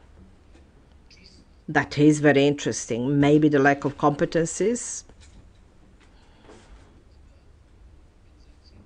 or they were compensated in another field. Maybe cede for certain things or accept certain things in the Brussels dialogue, and then they maybe also pretend that the things are not happening in Serbia. Mr. Đilas has mentioned that the EU reports and the reports of the EU Parliament contain criticism. However, when they come to visit somebody in Belgrade, nobody speaks about it. And the picture says a million words. When we have officials from Brussels, from Europe, they embrace each other. They are very close on a picture with Mr. Vučić. Mr. Tusk, or you talked about Mr. Hahn. Mr. Tusk came and had a very sweet speech in Belgrade, standing next to Mr. Vučić, and called him his soulmate and the best Serbian person he has ever met, the biggest Serb he has ever met. He might have made a pun or played with words, talking about him as a big Serb because he is very big physically. But everybody heard Tusk saying Vučić is the biggest Serb, the best Serb. And then said, oh, have you read the 57th page of the report? There is one paragraph about the situation. Yeah, you don't see that. You don't see that as much as you see Mr. Hahn on pink or the words of Mr. Tusk. So I ask myself, if I went back to Kosovo, would I see certain favors done to Mr. Pink? I wanted to say Mr. Pink. You see how obsessed it seems? I wanted to say Mr. Hahn. When they come to visit Belgrade, would it be the same thing? Unfortunately, the host of the negotiations, which is European Union, has not seriously or adequately approached finding a solution, especially when it comes to the rights of people in Kosovo, the right to property, and similar. We should insist on that and will in the future. We'll insist more than talking about the position of the status of Kosovo. I would just like to add to the second question.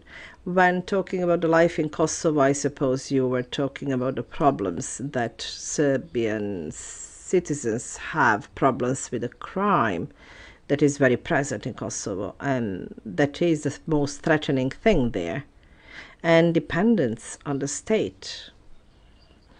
You said you're one of 5 million. We had 150 people on the streets in Kosovo, Mitrovica, very courageous people. But the state made a counter meeting, brought buses and buses of people to show that they have thousands of people. So they went into Serbia from Kosovo. It's not a secret They accused the government for murder. I don't know whether it's true or not. The investigation is ongoing. But people had to go on television and state that they were not guilty for that. Terrible. Terrible that B92 has somebody new to follow news and somebody signed for opposition. A historical agreement signed that we will do something together. And that's on a smaller site with maybe 300 comments. B92 has nothing at all. It is good that you reminded us of Mr. Han. Thank you for that. Unbelievable that people just banned publication of that because of the realities. I received letters that I stole from the mother of my children, etc. When the tabloids do things like that and you sue them, even if they pay for the damages, they will never publish the apology or publish the truth. And we are here, the two of us, that people think the worst of because of the media.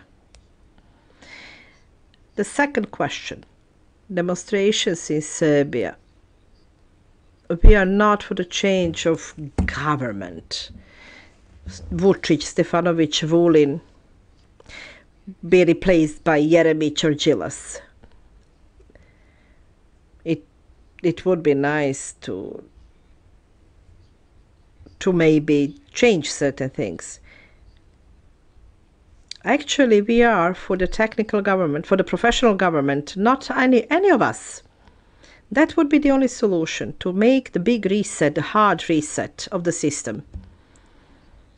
To have a year where you cannot compare what the other one did and the first one did, and etc. Everybody talks about the past and what was done in the past. So we need a hard reset. We have perfect people in the government. I don't dare mentioning their names because I know they're going to disappear. They'll be lynched by media. But there are great people who can really help Serbia to make the good reform of the judicial system regarding the impunity and to be sure that we have independent justice. The same, as you said, for media. You all know who is Saša Janković. You know who Šabić was. And when you have the declaration or the statement of the head of SNS saying that he does not know who will replace Šabić, while they really knew exactly who would come. They were elected and elected times and times again. We have a television program, the Council of Europe. We have 4 or 5 municipalities in Serbia with opposition as authority, and they have a lot of pressure. People were saying about what they were offered, what the threats are. They went to the Council of Europe talking about that. They were trying to say that on television. Certain places in Serbia are municipalities, others cities, and we only have 4 or 5 out of 175 who have opposition as a majority. It has never been before or never seen. This is why we decide to leave all the parliaments or authorities. we hope to get support from the demonstrations that keep getting organized every day in Serbia. I apologize, just want to make one more intervention with regards what to pay attention to. Currently, there is a process of adoption of a law on access of information of public data. The solution that was suggested excludes the public enterprise from this law, meaning that the journalists who want to investigate how the public enterprise work cannot do it. And this is a very, very dangerous precedent, and it needs to be monitored and acted against. And I would also like to add that all that I talked about, and the freedom of expression and the freedom of media, those are values that should be upheld in the future, and this is a call for these leaders here that may or may not be future leaders of Serbia to understand that we will be monitoring their behavior as well, and hopefully they will respect these basic standards. Thank you. Asking if there is any other who wants to, you want to ask a question, please. Thank you, Andre de Munder, Policy Department of the European Parliament. I have a question to Ms. Vasic. Nice to see you again. On the latest in the talks between the media organizations and the government on the new media strategy, what is the state of play? Because there were some ups and downs, to put it mildly.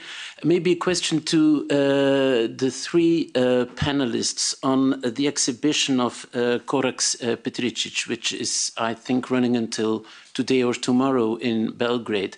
I'm very curious about to know whether any one of you actually visited this exhibition, and whether this notorious cartoon, where our co-chair of the SAPC meeting, Mr. Vladimir Orlic, together with Mr. Martinovic and Goebbels and Hitler are portrayed, and we know the history about that. Mr. Orlic in 3 speeches referred to Danas as Danasuid also. So I would be interested to know whether this cartoon is actually displayed, or whether there was some kind of intimidation, pressure not to have it, or what the news about that is. And then maybe final question to the gentlemen, but also to Maya, because all of you participated in the protest marches. There has been a lot of support from academics. Are you the lists of those people who signed up to support the protests are public? The Minister of Education discarded them as like these are not serious people, serious names, so why should we bother? Are you aware of any instances of intimidation of these people following the support they pledged? And are these instances of support from the academic world spreading to other cities in Serbia, or are you aware of that? Thank you very much. Who wants to start? Maya, please, floor. Okay, thank you, Andre, for reminding me to mention the media strategy. Media strategy is a document that should define the future path of the legislation and the environment in which media work. This document was in a very long process and complicated of producing, where all the journalists association actually left the working groups last year. You may know that. And then after a series of pressures were put, the proposed version, the proposed draft was withdrawn, and Ana Brnabić announced that they will have a new working group. The new working group did include the journalist associations, and I'm glad to say that the document my association produced, which is like an alternative media strategy, because it actually contained all the relevant aspects of it, was used as a basic document for the start of the new working group. The final version, as it was produced by the working group, was sent. The public debate should start this month. We are expecting interesting public debates there, but it is important to note that the produced document may vary and may be very much different, because that is the practice by the time it actually reaches the government and the votes. So we are still looking and very cautious about it.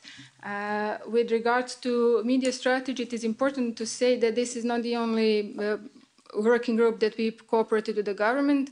Anna Brnabić, when she said that the new media strategy will be drafted and invited the Journalists Association, she also offered the new platform for negotiation, the issues, the burning issues of the Serbian media scene.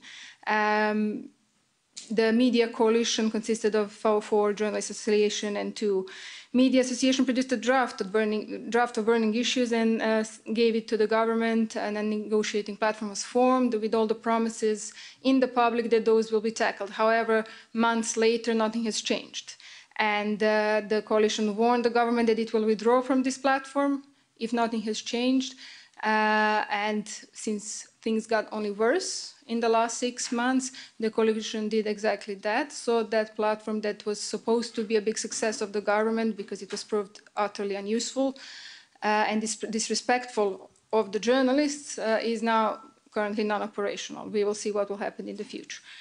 With regard to the Corex exhibition and Petričić exhibition, I didn't have time to visit it because because of all the other stuff that we have to do. But I have to say that I'm not sure that they had any problems with it, because after the exhibition was banned for the first time in November last year that I mentioned, these public spaces who offered to host it did it because they wanted to do it. And this was great because people could have access to it. With regards to the question about the protests and the academics, I'm now speaking as a citizen. I'm not a politician, and I don't know what's happening. I only know what happens in my immediate surroundings. I have many friends who are the signatures of these petitions. They have been intimidated before. So even if they are now, that doesn't change much. What does change and what is new, again, I'm speaking from me, is that these people now started raising voices. They were silent for too long. What I now, as a citizen of Serbia, expect is for students to raise their voice. But we will see how that will go. And maybe I can end there.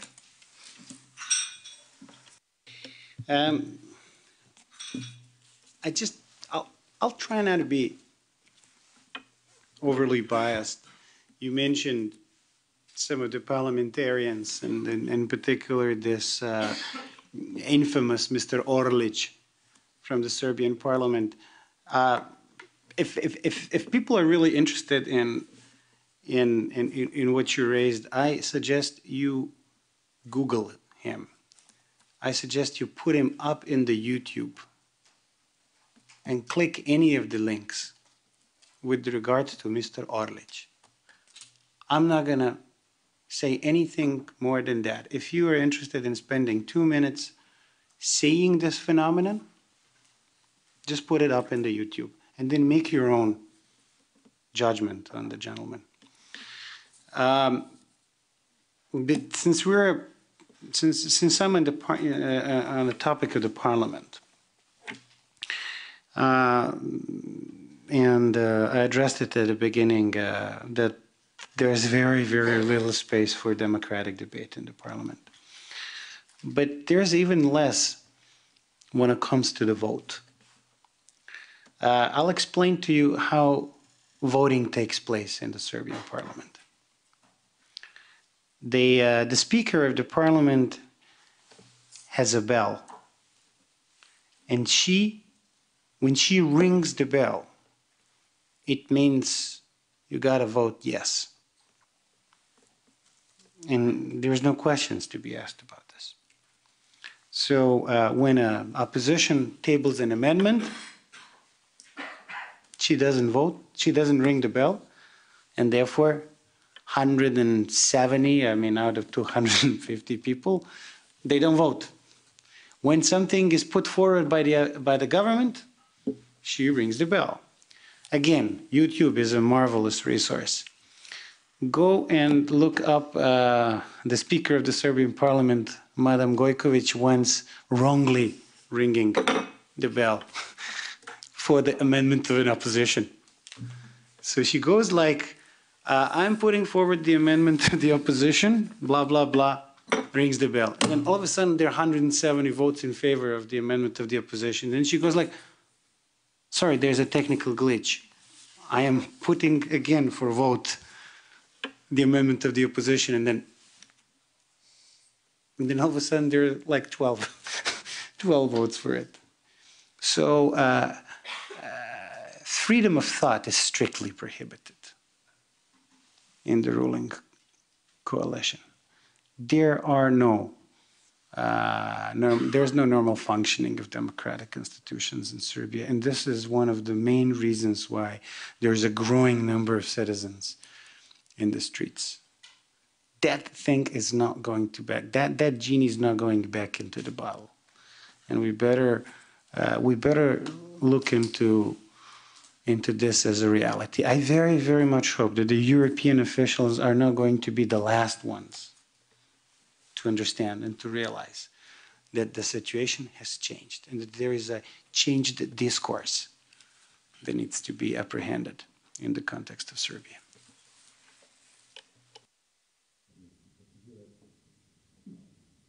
Ja mislim da gospodin.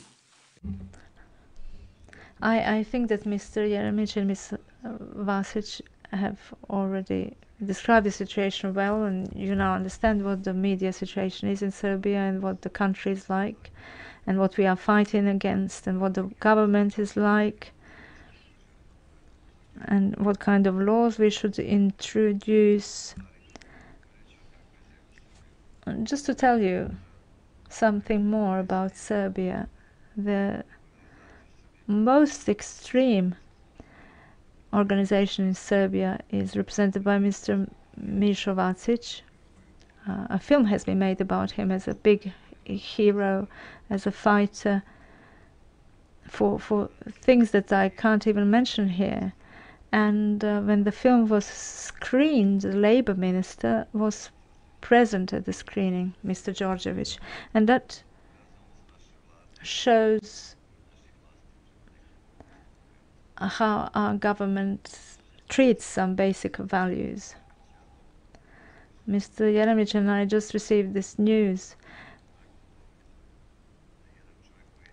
A minister attending such an event dedicated to a person who's been involved and suspected of many things, who's been involved in things that are not only contrary to all the European values, but you also have a minister, Serbian minister, attending the screening of that film.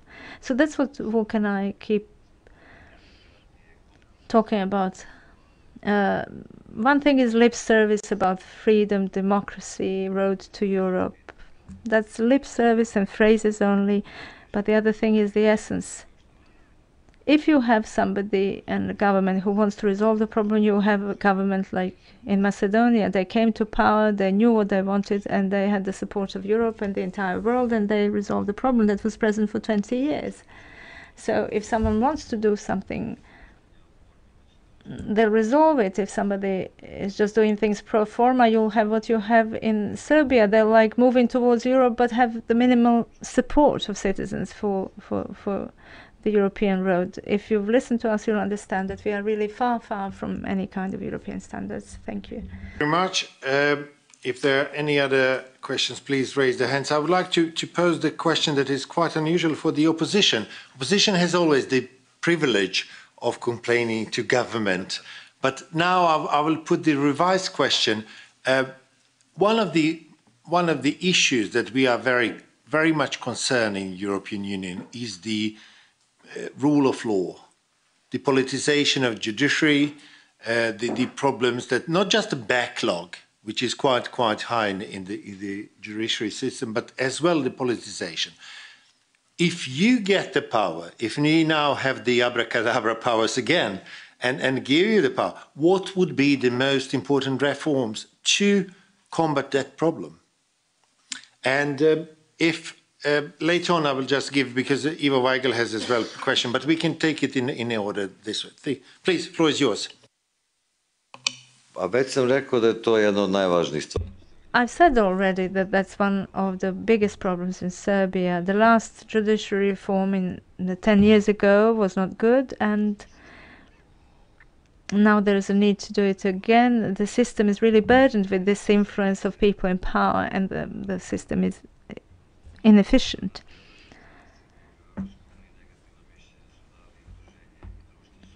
And the Judges Association and the bar have evaluated negatively what Serbia is currently suggesting in terms of judicial reform. They just make cosmetic changes. I don't know if you know that they've created new NGOs. They created them 4 or 5 months ago, and these NGOs now are supporting what the government does. So what they're proposing now in terms of judicial reform, the judges, the lawyers bar, prosecutors believe that this is just an attempt to fully control the selection of judges, and in that way to control the whole process. Serbia cannot be a serious country at all without an independent judiciary and without an efficient judiciary that will protect those whose rights have been violated. Our idea is, now this is an answer to your question, that the laws should be adopted by people who are fully professional and who are not party people, but come from this system that needs to be redesigned.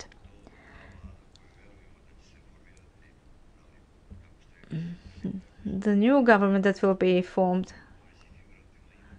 in the future will have the capacity to make that reform.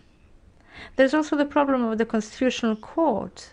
For 6-7 months, there's nothing coming from the Constitutional Court in terms of review of constitutionality of some things. A whole term of office passes by without them saying anything. So the system is not functioning. The system, and there's no in Serbia, and there's no protection, and that's a problem for both human rights, but also in terms of economy, business, for those who invest in Serbia and would like to know that someone protects them in the process. So those who are against the government are fully aware of these things, and we know that we have to insist on this and to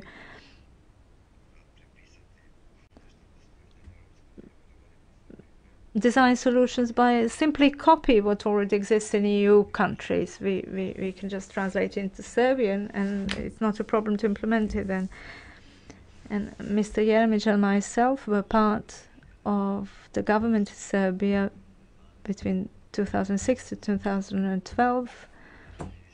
I was a minister for a year and twice a mayor. The second time they removed me before the end of my term of office. We are aware of the mistakes made by the party we belong to. And one mistake is that it didn't work enough on strengthening the institution. We did many things, but it wasn't sufficient. So that's, I think, the greatest mistake of that government. And that's why we are so aware that these things need to be done, and that will turn Serbia into a normal country where people can have a decent life. If you allow me, I will just say a few things about today's discussion. And this is not the end of the discussion, it's only those are only my thoughts. First, I would really like to thank you for having come here, and I apologize in advance for all the harsh words that you will read in the terrible print media in Serbia.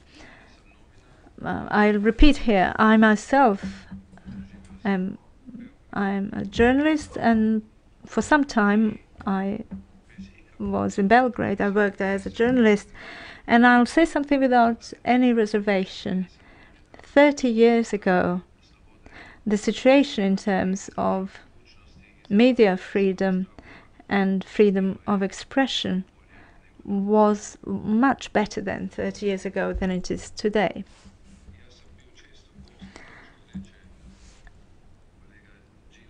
As my colleague Mr. Đilas said, I was often a guest on his radio station at the time, and we were able at the time to speak about everything in a critical way and without any fear of any consequences. I'm really sorry that you've been called a miserable man for coming to Serbia, to the European Parliament, and they've called me a Serb hater. He's looking for the word in Serbia. So a proven Serb hater, that's what they called me. And of course we can laugh about this, but those are really serious things, and they show the character of these media outlets and the atmosphere and the level of culture in what used to be a big European capital of culture, Belgrade. And I hope Belgrade will be that again in the future. I initiated this conference. We met after an event that was shocking for me, an event in the Parliament of Serbia, where I could see all the manipulations that you talked about. I have never had experience that somebody tried to make a fool of myself in such a way. When we tried to submit amendments and then saw, as you said, counter amendment and then voting for all of that together. So basically we could not vote for any of the amendments sent by EU MEPs. And that made me really bitter, and I'm not going to cross the door of those institutions anymore, at least not until they start with the real democratization, until the Parliament does not get the dignity that they have to enjoy or to have in a democracy. And I would like to add one more thing. I don't want to bother our guests with the questions regarding Kosovo, because it is a very complex issue, and I do understand it very well. I understand the complexity of it. I was co-writer of a plan that Mr. Drnovšek, who was the president of Slovenia, proposed. And in that plan we talked about the monuments of the Serbian culture, and there was a suggestion for exterritoriality of fantastic and beautiful monuments, and some other suggestions that later on appeared in the plan of Ahtisaari and all the others who wanted only the good things. The idea was to start a democratic dialogue between Albanians and Serbs to find a good solution. And I still believe in solutions. There is no problem without solution. And Tsipras has shown it recently. You can forget stereotypes. You can work towards a compromise. And I do believe we can do that here as well, especially if you believe in European perspective, in European values. and Serbs and Albanians will meet at a certain point in European context. Today, we are probably not ready, not sufficiently ready to provide answers. And there is no sense in providing answers. I was really glad to listen to my colleague journalist from Kosovska Mitrovica, the young lady.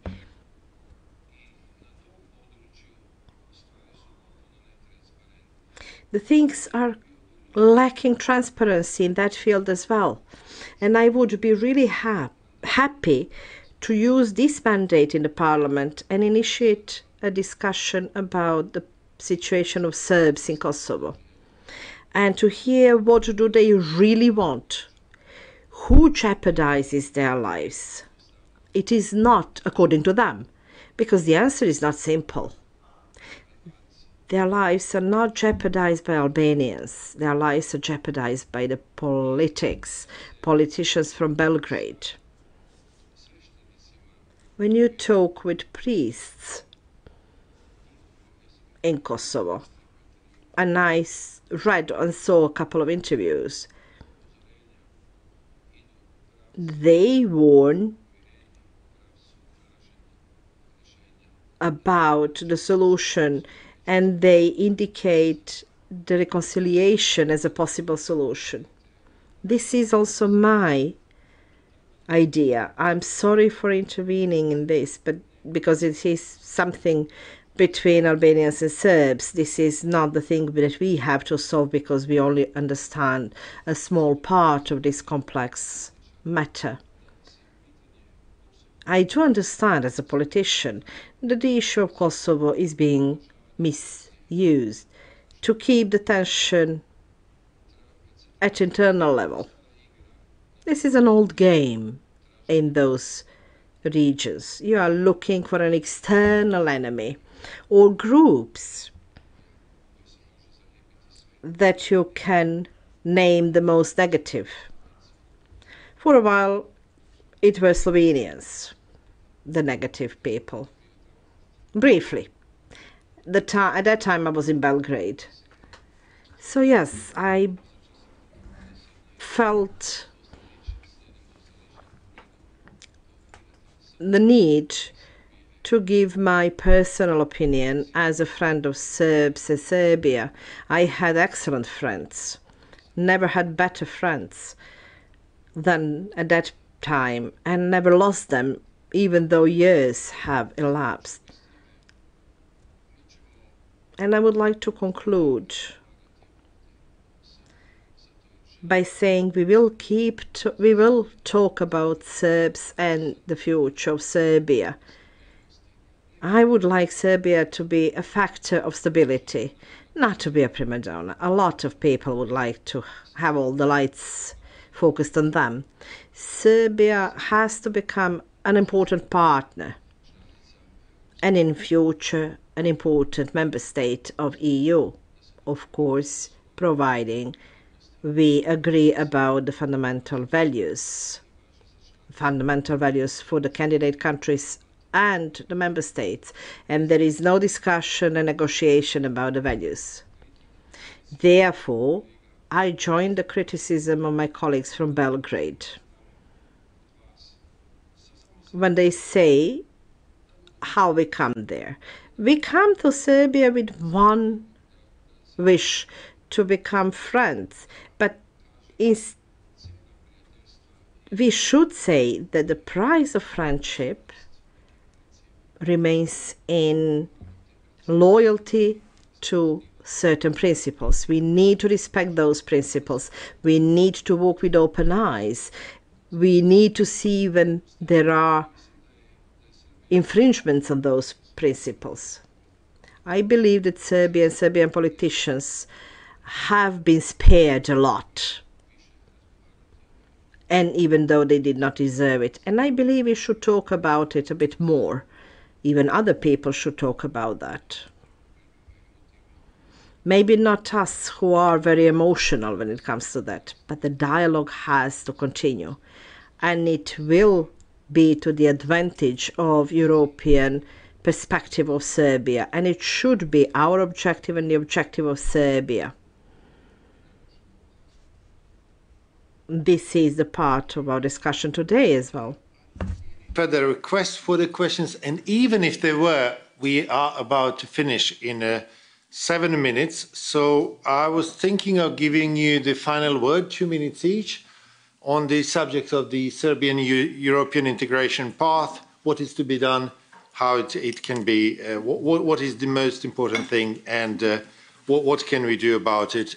You have a kind of 2-3 minutes, please. Respect it, and that would be the final word of the meeting. Thank you very much. Maya, you have first floor. Okay.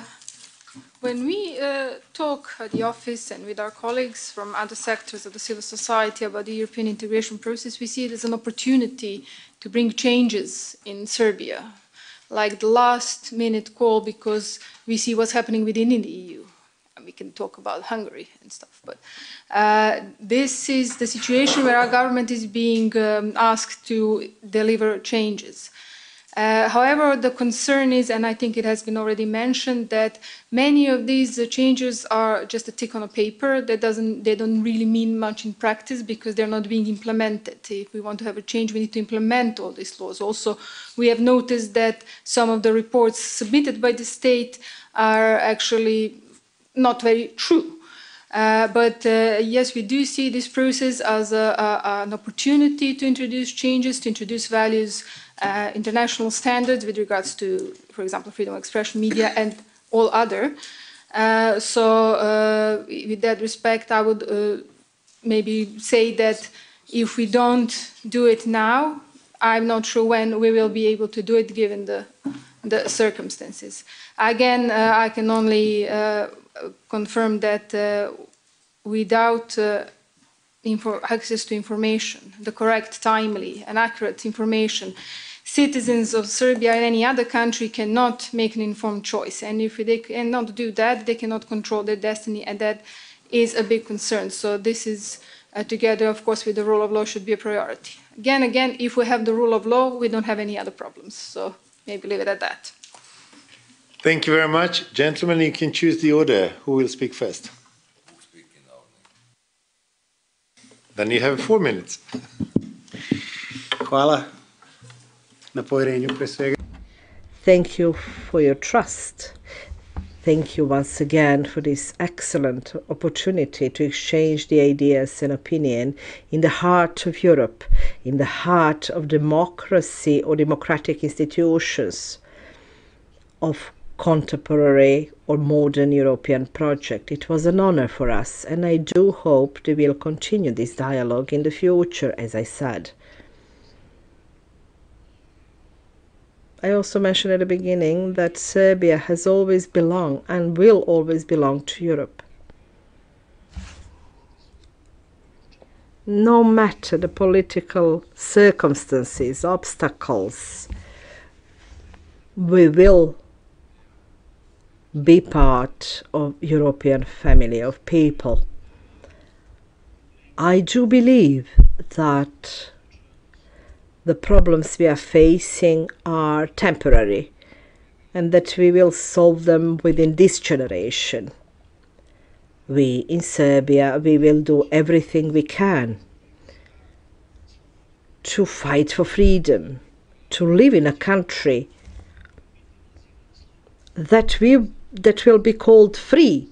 And I'm not talking about Freedom House, but I'm talking about everybody who is following the situation in Serbia, everybody who cares about Serbia, who loves our country. We will be attacked tomorrow and after tomorrow by 95% of media as being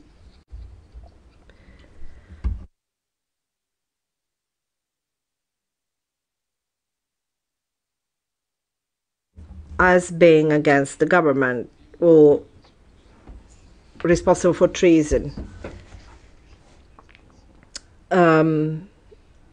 We will go through what we have to go. We have an expression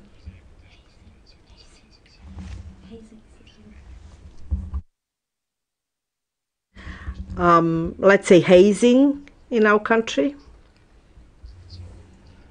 I'm glad that opposition united, and it is today, and I'm glad that we came today on the day of uniting of opposition.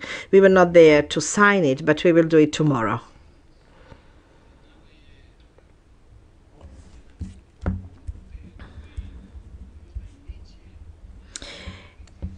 We are facing a period that will not be very easy politically, but we will do everything we can to avoid provoking anybody or anything to keep a peace. Although I suppose we will be accused that we came to pick up the instructions how to create a chaos in our country. We don't want a chaos. We want a regulated society, a democracy based on the rule of law.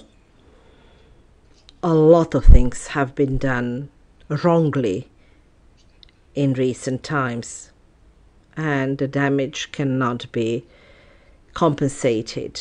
We will start repairing that once we establish the rule of law, when we restore the democratic dialogue and democratic system of decision-taking in our country. We will soon have elections, I hope, but fair democratic elections. Without the necessary conditions, we will not organize them. They might be faked, but the real elections will not happen. And without the real elections, there is no legitimacy of any authority. Authority cannot ignore the Constitution and the standards that are close to the modern days Europe that we advocate for. For us, the dialogue with EU institutions is of utmost importance, and we do believe and hope to get another opportunity to talk not only in Brussels but also in Belgrade. And I would like to invite you to come to Belgrade and to continue dialogue there.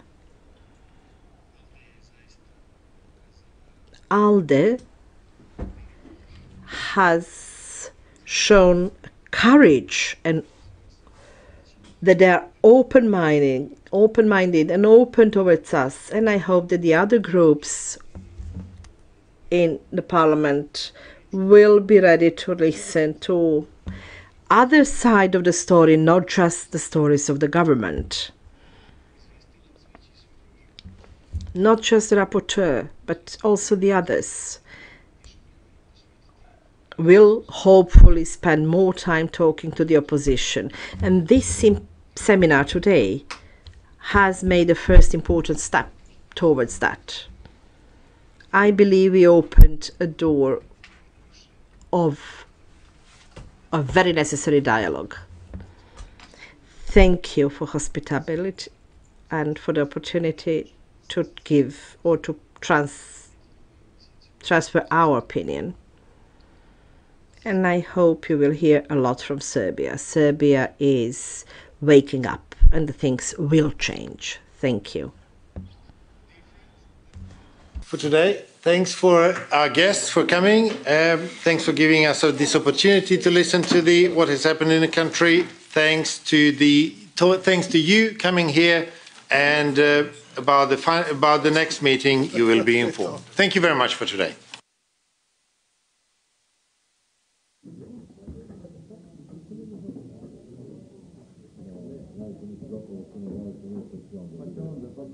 No.